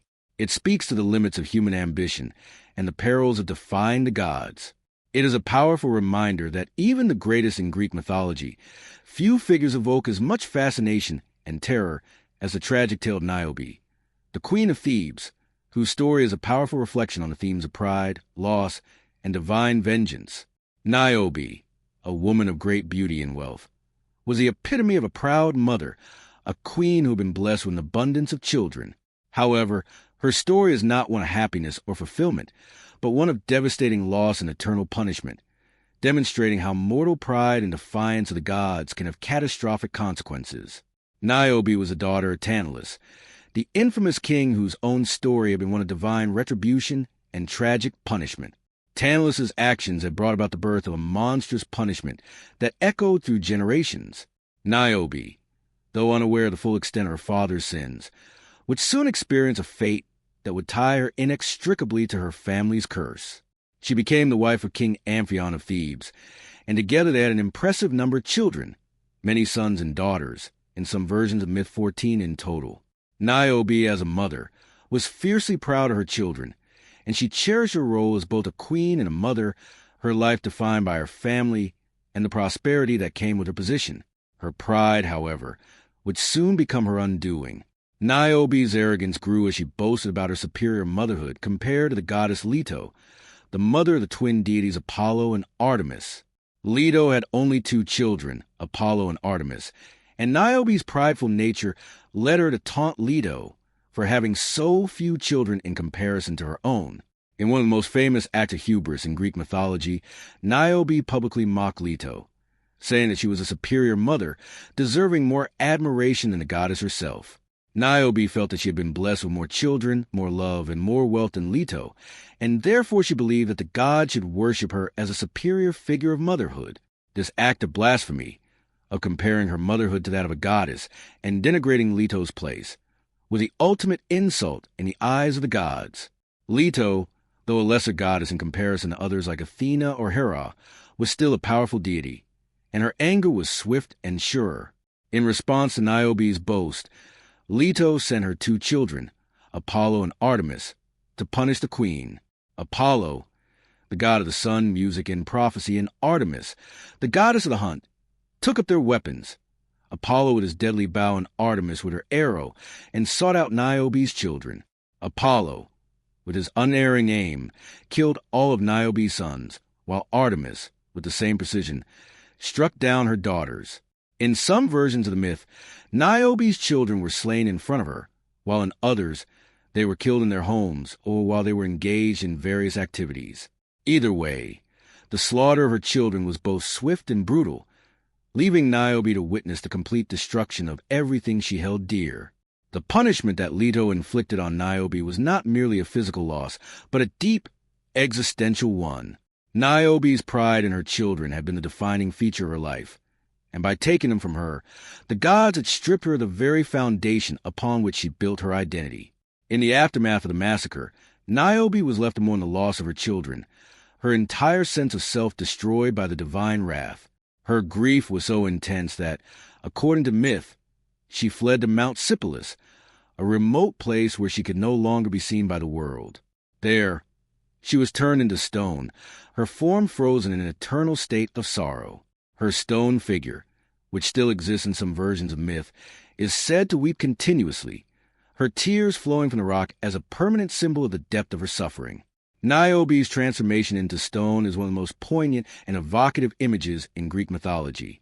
The idea of a living, breathing person turning to stone, forever fixed in a moment of grief and loss, captures the tragic essence of her story. The stone represents her inability to move on, to heal from the unimaginable pain that the gods had inflicted upon her. Her tears, flowing endlessly from the rock, are a representation of her eternal mourning and the psychological weight of her punishment. Even as a stone, Niobe is condemned to suffer for all eternity, her grief unending, her pride having led her to a fate that could never be undone. The myth of Niobe, like many in Greek mythology, is a stark reminder of the dangers of excessive pride, particularly in the face of the gods. In many ways, Niobe's story is a cautionary tale about the limits of human power and the fragility of mortal existence. Niobe, despite her great wealth, her many children, and her powerful position as a queen, believed that she could stand equal to the gods. Her hubris, her arrogance in thinking that she could surpass a goddess like Leto, was the ultimate offense. Greek mythology often presents hubris as the greatest sin, an overstepping of boundaries that leads to inevitable punishment. Niobe's story is one of the most tragic manifestations of this theme, as her pride led to the destruction of everything she held dear. At the heart of Niobe's myth is the tension between mortals and the gods. In Greek mythology, mortals are often portrayed as fragile beings, caught between their ambitions and the overwhelming power of the divine. Niobe's tragedy shows how the gods, though distant and sometimes indifferent, hold ultimate control over the fate of mortals. The gods' punishments, often severe and disproportionate to the crimes committed, reflect their authority and the need to maintain cosmic order. In Niobe's case, the gods did not merely punish her for her pride, but for daring to question the natural order of things. By elevating herself above the gods and belittling Leto, Niobe disrupted the harmony that existed between mortals and immortals, and this disruption had to be corrected.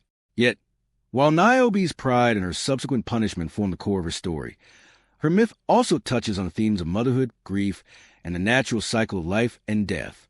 In many ways, Niobe's tale is one of the most emotional in Greek mythology, as it speaks to the universal experience of loss and the pain of losing a child. The anguish Niobe feels after the loss of her children is not just a personal tragedy. It is a universal one. The depth of her grief, her total devastation, resonates with anyone who has experienced the loss of a loved one. Niobe's punishment is not only a result of her arrogance, but also a reflection of the intense emotional weight that comes with such loss. The gods, in their retribution, forced Niobe to experience a mother's worst nightmare, the death of her children, and then made her suffer eternally for it. The symbolic nature of Niobe's punishment, turning her into stone, is also significant in its representation of the numbness that often accompanies profound grief. When a person experiences such overwhelming loss, they may feel as though they've been turned to stone themselves, unable to move, to feel, or to heal. Niobe's transformation into stone can be seen as a metaphor for how grief can paralyze a person, how the weight of sorrow can feel like an immovable, unchangeable force. In this sense, her punishment is not only physical but emotional and psychological, reinforcing the idea that the gods not only take away what is most precious, but also inflict a kind of internal, eternal torment. At the same time, Niobe's story raises important questions about the nature of divine justice. Was the punishment meted out by Leto justified? Could the gods have shown more mercy? These are questions that have been debated throughout history, as the gods' actions in Greek mythology are often not tempered by mercy. The gods are powerful, yes, but they are also capricious, their actions sometimes guided by personal vendettas or a need to maintain their supremacy. In Niobe's case, her punishment seems particularly harsh, given that her transgression, while certainly an act of hubris, was born out of pride and not malice. However, in the world of Greek mythology, such acts of pride were not to be tolerated, and the gods were swift to ensure that their dominance was never questioned. Despite the severe nature of her punishment, Niobe's myth serves as a powerful narrative on the fragility of mortal existence and the necessity of humility in the face of divine power. Her tragedy is not just a cautionary tale about the consequences of arrogance, but also a reflection on profound grief that comes with the loss of a child, the inability to move past such an overwhelming event, and the ways in which divine punishment can transcend mortal comprehension. Niobe's story endures because it encapsulates the ultimate human fears: the fear of losing one's loved ones, the fear of overstepping one's bounds, and the fear of being left to face the consequences of one's actions alone forever. The stone figure of Niobe weeping endlessly for her lost children is a poignant and timeless image, one that speaks to the depths of sorrow, the heights of human ambition, and the unrelenting consequences of defying the divine order. The story of King Lycaon of Arcadia is one of the darkest and most chilling in Greek mythology. It embodies the themes of divine wrath, punishment, and transformation that run through many of the myths in the ancient Greek tradition. Lycaon's story is not just a tale of a king's defiance, but also a narrative about the fragility of human nature, the consequences of disrespecting the gods, and the frightening possibility of losing one's humanity. Lycaon's crime, his punishment, and the horrifying transformation he underwent are etched deeply in the mythological imagination, offering a grim warning about the power of divine justice and the horrors that await those who try to challenge it. Lycaon was the king of Arcadia, a rugged region in the heart of the Peloponnese, known for its forests, wild terrain, and ancient rites. As a ruler, Lycaon was proud and self-assured, and he believed himself to be above the law, both mortal and divine. He was said to be a cruel and impious ruler, one who did not hold the gods in the reverence that was expected of mortals. He would often challenge the very notion of divine supremacy, refusing to acknowledge the authority of the gods, especially Zeus, the king of the gods. Zeus, known for his omnipotence and omniscience, had a particular interest in the behavior of mortals. He frequently tested the piety of human beings, visiting them in disguise to see whether they would honor the gods properly. In Lycaon's case, however, Zeus chose to confront him directly, for the king's transgressions were too great to ignore. According to the myth, Zeus, disguised as a mortal, arrived at Lycaon's court in the hopes of receiving hospitality. In ancient Greek culture, hospitality, or xenia, was a sacred bond between host and guest, enforced by the gods themselves. It was an essential virtue, one that was believed to be a reflection of one's piety and moral integrity. Any host who violated the laws of hospitality would face severe consequences. Zeus, as the god who upheld the laws of hospitality, came to Lycaon's palace to test his adherence to these sacred customs. What Zeus found, however, was a king who had no respect for the gods and no intention of following the moral codes that were expected of him. Instead of offering hospitality to Zeus, Lycaon decided to test the god's divine powers by committing an unspeakable crime. In a shocking act of sacrilege, Lycaon slaughtered one of his own sons and prepared the flesh to serve as a meal to Zeus, all in the hope of mocking the god and discovering whether he truly possessed the power to know the difference between human flesh and meat. Lycaon's intent was to challenge Zeus's omniscience and to show that he, as a mortal, was not bound by the rules that the gods enforced. He wanted to prove his superiority over the gods by showing them that he could outwit them in a grotesque display of power.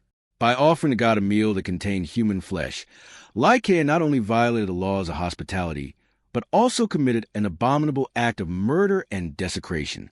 When Zeus discovered the horrific truth, that the food he was being served contained human flesh.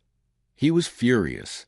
In Greek mythology, the gods did not take such offenses lightly, and they were known for exacting swift and severe punishments on those who transgressed.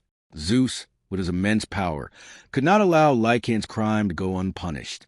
The act of serving human flesh to a god was one of the gravest offenses, a transgression that struck at the very heart of the moral fabric of the world. In response to Lycaon's crime, Zeus did not simply deliver a quick death. Instead, he chose a punishment that would forever strip the king of his humanity. As a consequence of his actions, Zeus transformed Lycaon into a wolf. This transformation was not just a physical change, but a symbolic one. In Greek mythology, the transformation of a mortal into an animal often represented the stripping away of their human qualities. It was a loss of identity, a punishment that forced the individual to live in a form that was distant from the civilized world of humanity. By turning Lycaon into a wolf, Zeus condemned him to a life of ferocity and savagery, to exist as a creature of violence and hunger, a being that lived outside the bounds of reason and morality. The wolf was a symbol of primal instincts, untamed and driven by base desires, and Lycaon's transformation was a reflection of the monstrous nature that his actions had unleashed. He was no longer a king, no longer a man. He was a beast, driven by the same brutal instincts that had led him to murder his own son. The symbolism of Lycaon's transformation is profound. In many ways, it represents the dangers of unchecked cruelty and moral corruption. By committing the unthinkable act of murder and desecration in the name of challenging the gods, Lycaon had shown that he had lost touch with the very essence of what it meant to be human. The gods, in turn, punished him by removing his humanity and forcing him to live as a wolf, an animal that represented the very qualities that Lycaon had embraced in his cruelty, violence, hunger, and savagery. His punishment, therefore, was not just a physical transformation, but a moral and psychological one, a complete loss of identity and a permanent reminder of the consequences of his arrogance and cruelty. Lycaon's transformation into a wolf is often seen as one of the earliest origins of the myth of lycanthropy, the belief in werewolves or humans turning into wolves. The idea that a person could lose their humanity and become a creature of the night, driven by animalistic urges, is a powerful one, and it speaks to the broader human fear of losing control over one's nature. Lycaon's story emphasizes that even kings, the most powerful of men, are not immune to the consequences of their actions. It also serves as a chilling warning about the destructive power of pride and the need for humility in the face of divine authority. By believing that he could challenge the gods, Lycaon sealed his own fate and transformed himself into a symbol of bestiality, a creature removed from human civilization. In addition to his personal transformation, Lycaon's story is part of a broader narrative that explores the relationship between mortals and gods in Greek mythology. The gods, in many ways, are portrayed as both protectors and punishing figures, using their divine power to maintain order in the world. The gods demand respect, obedience, and reverence, and when mortals transgress, they are often met with swift and brutal retribution. Lycaon's crime is a direct affront to the divine order, and Zeus's response is one that underscores the powerlessness of mortals when they challenge the gods. His transformation into a wolf symbolizes the punishment of those who break sacred bonds, and it serves as a reminder that the gods are always watching, and that any attempt to defy them will be met with dire consequences. Lycaon's fate also touches on the theme of punishment as a form of eternal reminder. The gods did not simply punish Lycaon in the traditional sense of death or exile. Instead, they transformed him into a creature that would forever embody his crime. The wolf, a symbol of savagery and the loss of human reason, became the permanent reminder of Lycaon's transgression. He would never again return to his former state, never again reclaim his place as a king. The transformation was final, irreversible, and eternal. In many ways, Lycaon's story is a reflection of the broader Greek mythological theme of irreversible punishment, a common thread in the stories of mortals who defy the gods. Once a mortal has committed an unforgivable sin, their punishment is often not just a temporary consequence, but permanent transformation that strips them of their humanity, forcing them to live with the consequences for all eternity. In a larger sense, the myth of Lycaon also explores the complex nature of divinity and morality. While the gods are often seen as arbiters of justice, their actions are not always straightforward or easy to understand. Zeus's punishment of Lycaon, while undeniably harsh, reflects the deep moral code of Greek mythology, one that demands strict adherence to divine law and the laws of hospitality. In Lycaon's case, his crime was so egregious that even a king, with all his power and status, could not escape the consequences. The god's justice is often depicted as swift and unrelenting, but it is also based on a sense of cosmic order, one that cannot be defied without grave consequences. Lycaon's punishment and his transformation into a wolf serve as a reminder of the fragility of human nature. It highlights the dangers of cruelty, arrogance, and the belief that one can stand above the gods. His story speaks to the terrifying possibility that humans, no matter how powerful they may seem, are ultimately at the mercy of the divine. In the world of Greek mythology, the gods rule with absolute authority, and any attempt to challenge that authority is met with swift and irreversible retribution. Lycaon's tale is one of the most vivid and horrifying examples of the consequences of defying the divine, and it continues to serve as a cautionary tale about the perils of human pride and the power of divine justice. The myth of Medusa is one of the most compelling and tragic stories in Greek mythology. It is a tale that encompasses beauty, transformation, punishment, and the irreversible consequences of defying the divine. Medusa, once a mortal woman, became one of the most fearsome creatures of mythology, a symbol of both horror and sympathy. Her story, which has been passed down through the ages, has sparked both fascination and fear, and her transformation from a beautiful maiden into a monster with snakes for hair is a powerful commentary on the themes of pride, vengeance, and the consequences of unchecked anger. Medusa's story begins with her origin as a mortal woman. She was one of 3 Gorgon sisters, the daughters of Phorcys and Ceto, primordial sea gods who were often associated with the monstrous aspects of the natural world.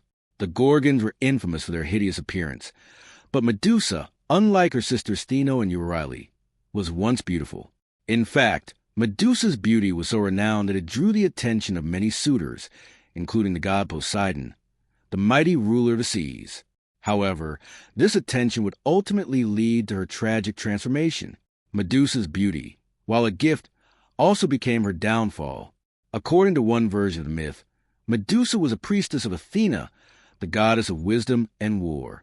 As a priestess, she had taken a vow of chastity, dedicating herself to the service of the goddess and swearing to remain untouched by men. This vow was of great significance, as it was a reflection of her devotion to Athena and her desire to maintain purity and honor.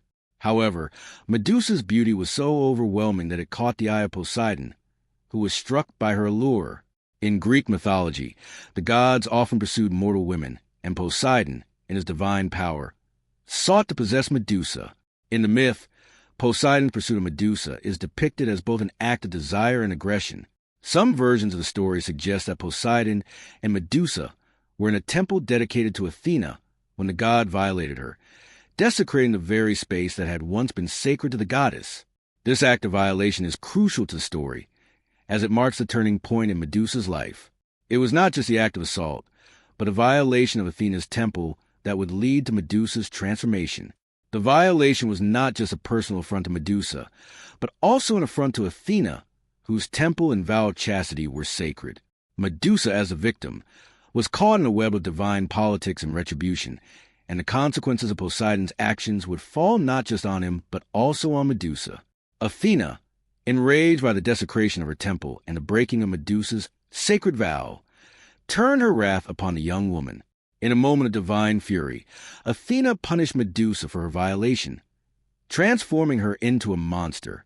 Her beautiful hair, which had once been the source of her beauty, was turned into a mass of writhing snakes, and her face became so hideous that anyone who looked upon her would be turned to stone. The transformation into a monster was not just a physical change, but a profound psychological and emotional one. Medusa, who had once been a beautiful and revered woman, was now a creature of fear and loathing, abandoned by the gods and shunned by all who encountered her. Medusa's punishment was both cruel and irreversible.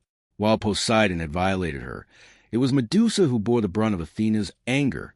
In Greek mythology, the gods often use their power in ways that seem disproportionate to the offenses committed, and Medusa's transformation reflects a harsh and unforgiving nature of divine justice. Athena's actions were not just an attempt to punish Medusa for breaking her vow, but also a demonstration of her authority and power. The gods, in their omnipotence, were not concerned with human notions of fairness or justice. Their punishments were a reflection of their own agendas and the maintenance of divine order. Medusa, in this case, became a casualty of divine politics, a pawn in a game between gods that she had no part in. The transformation into a Gorgon left Medusa isolated and shunned. She was no longer a beautiful mortal, but a creature of fear and terror, with the power to turn anyone who gazed upon her into stone. Her monstrous form symbolized the deep divide between mortals and gods, and emphasized the fragility of mortal existence in the face of divine wrath. Medusa's life, once filled with the potential of love and beauty, was now reduced to an existence of loneliness and torment.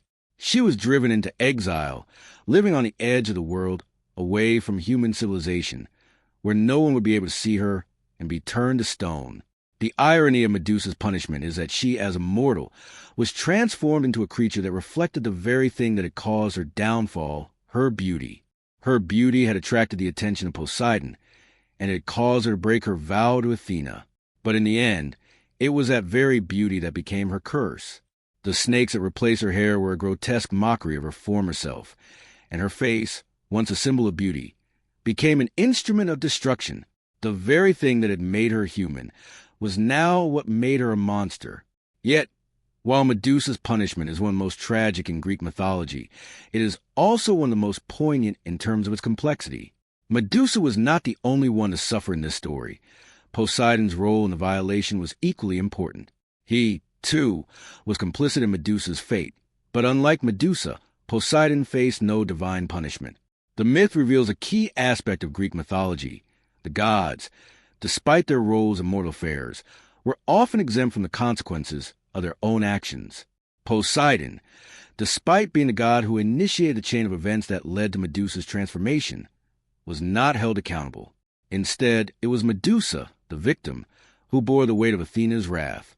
This disparity between the gods and mortals highlights the inequalities in divine justice and the often arbitrary nature of the gods' decisions. Medusa's transformation, however, was not the end of her story. While she lived in exile and terrorized anyone who crossed her path, the myth takes an unexpected turn when Perseus, the hero, enters the narrative. Perseus, the son of Zeus and the mortal Danae, was sent on a quest to slay Medusa and bring back her head as a trophy. Unlike the gods, Perseus was not immune to the danger posed by Medusa's gaze, but he was aided by divine tools, gifts from the gods that would allow him to overcome the monster. He was given a reflective shield from Athena, a sword from Hermes, and a special bag in which to store Medusa's head. With these tools, Perseus was able to approach Medusa without looking directly at her, using the shield's reflection to avoid turning to stone.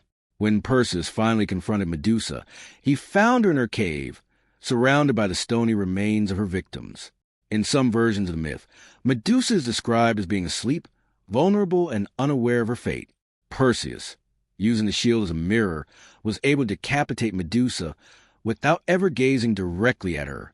The moment of her death marked the end of her torment, but also signified her ultimate transformation into something more powerful than a mere monster. From Medusa's severed neck sprang the hero Chrysaor and the winged horse Pegasus, both of whom were born from Poseidon's violent union with Medusa. The death of Medusa, while ending her suffering, also marked a shift in how she was viewed in the mythological world. She went from being a tragic victim of divine cruelty to a symbol of power and heroism, as her head was used by Perseus to defeat other monsters and foes. Medusa's head, which once symbolized destruction and fear, became a tool of protection, used to turn enemies into stone. Her legacy, in this sense, is one of both tragedy and transformation, as she went from a victim of the gods' injustice to a symbol of heroism and power. The myth of Medusa, when viewed in its entirety, speaks to the deep complexities of power, punishment, and vengeance in Greek mythology. Medusa's transformation into a monster was a result of divine retribution, yet also reflected the arbitrary nature of the gods' decisions. The gods, in their omnipotence, were not concerned with human notions of fairness, and Medusa's fate is a reminder of the fragile position mortals occupied in the face of divine power. Yet, despite her punishment, Medusa's story also reflects the possibility of transformation and redemption. While she was once a victim, She became a powerful symbol of strength and protection, her legacy enduring to the myth of Perseus and beyond. Medusa's myth is a powerful exploration of beauty, power, and divine vengeance. It reflects the vulnerability of mortals in the face of divine authority and the harshness of the gods' punishments. It also speaks to the complexities of transformation and the ways in which individuals can find new meaning and power, even in the most tragic of circumstances. Medusa, in the end, represents both the horror of divine retribution and the potential for a personal transformation and strength in the face of unimaginable suffering. The myth of King Midas is one of the most well-known and widely recounted tales in Greek mythology, and it has continued to capture the imagination of people for centuries.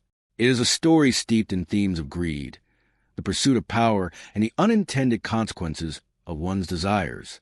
King Midas, a monarch of ancient Phrygia, is often remembered for his golden touch, a divine gift that he received from the god Dionysus, the god of wine, revelry, and ecstatic celebration. However, what begins as a blessing quickly turns into a curse, and the myth of Midas ultimately becomes a cautionary tale about the dangers of greed and the consequences of taking one's desires too far. Midas was a king of wealth and prosperity, ruling over a kingdom renowned for its riches and its abundance. He was a proud and self-assured ruler, and he prided himself on the great wealth that he had accumulated throughout his reign. His kingdom was rich in gold, and Midas became obsessed with the idea of increasing his wealth even further. It was this obsession that would lead to his downfall, as his insatiable desire for more wealth ultimately caused him to lose everything that truly mattered. The turning point in Midas's story comes when he is granted a boon by Dionysus, the god of wine and revelry, in gratitude for a favor that Midas had done for him. Dionysus, pleased with Midas's hospitality and generosity, offers the king the chance to have anything he desires. Midas, blinded by his greed and his lust for more gold, asks for the ability to turn anything he touches into gold. He believes that this gift will make him the wealthiest man in the world and will ensure that his riches are limitless. Dionysus, knowing the consequences of such a wish, grants Midas's request with little hesitation. However, the god, aware of the dangers that lay in store for the king, warns Midas that this gift comes with its own set of unintended consequences.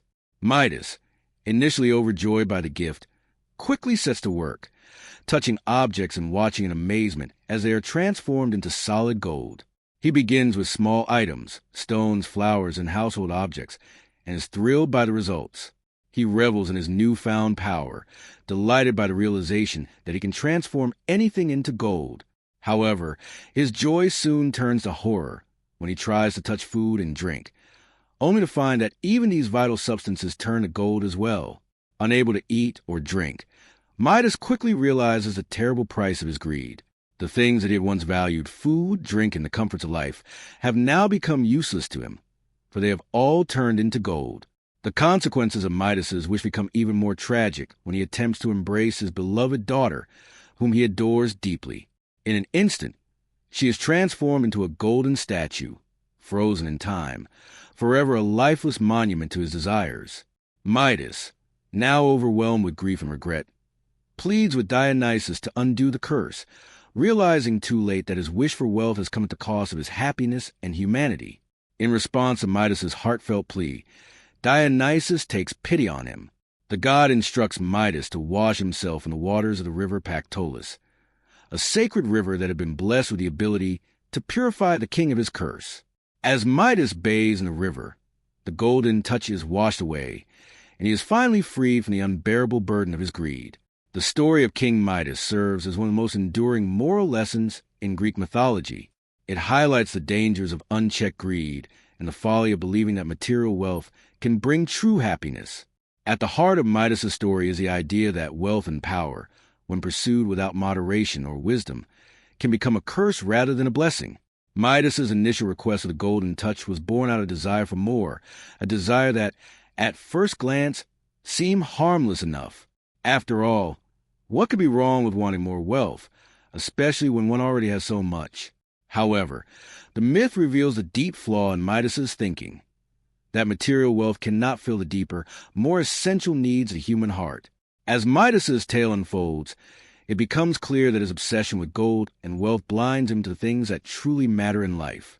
His ability to turn objects into gold, which initially seems like a blessing, quickly reveals itself to be a curse. The transformation of food and drink into gold serves as a stark metaphor for the dangers of valuing material things over the basic necessities of life. Gold, in this context, becomes a symbol of the hollow pursuit of wealth, a pursuit that ultimately leads to emptiness and loss. Perhaps the most poignant aspect of Midas's story is the transformation of his beloved daughter into a golden statue. This moment is the emotional climax of myth, as it represents the ultimate price of Midas's greed. The loss of his daughter is a tragic reminder that, when one's focus is solely on accumulating wealth, the most important and cherished aspects of life, love, relationships, and family, can be lost. The fact that Midas can no longer embrace his daughter, cannot feel her warmth or hear her laughter, underscores the emotional cost of his insatiable desires. His greed has not only alienated him from the joys of life, but has also robbed him of the very things that made his life meaningful. The river Pactolus, which plays a key role in Midas's redemption, serves as a symbolic representation of purification and change. The river's ability to wash away Midas's golden touch can be interpreted as a metaphor for the need to cleanse oneself of material desires and to return to a more balanced and humble existence. The waters of the Pactolus offer Midas a second chance, an opportunity to restore what he had lost and to regain his humanity. This moment of redemption is significant because it reveals the possibility of transformation and growth, even for someone as flawed as Midas. While Midas cannot undo the damage he has caused, the river offers him the chance to let go of his obsession with gold and to reorient his life toward what truly matters.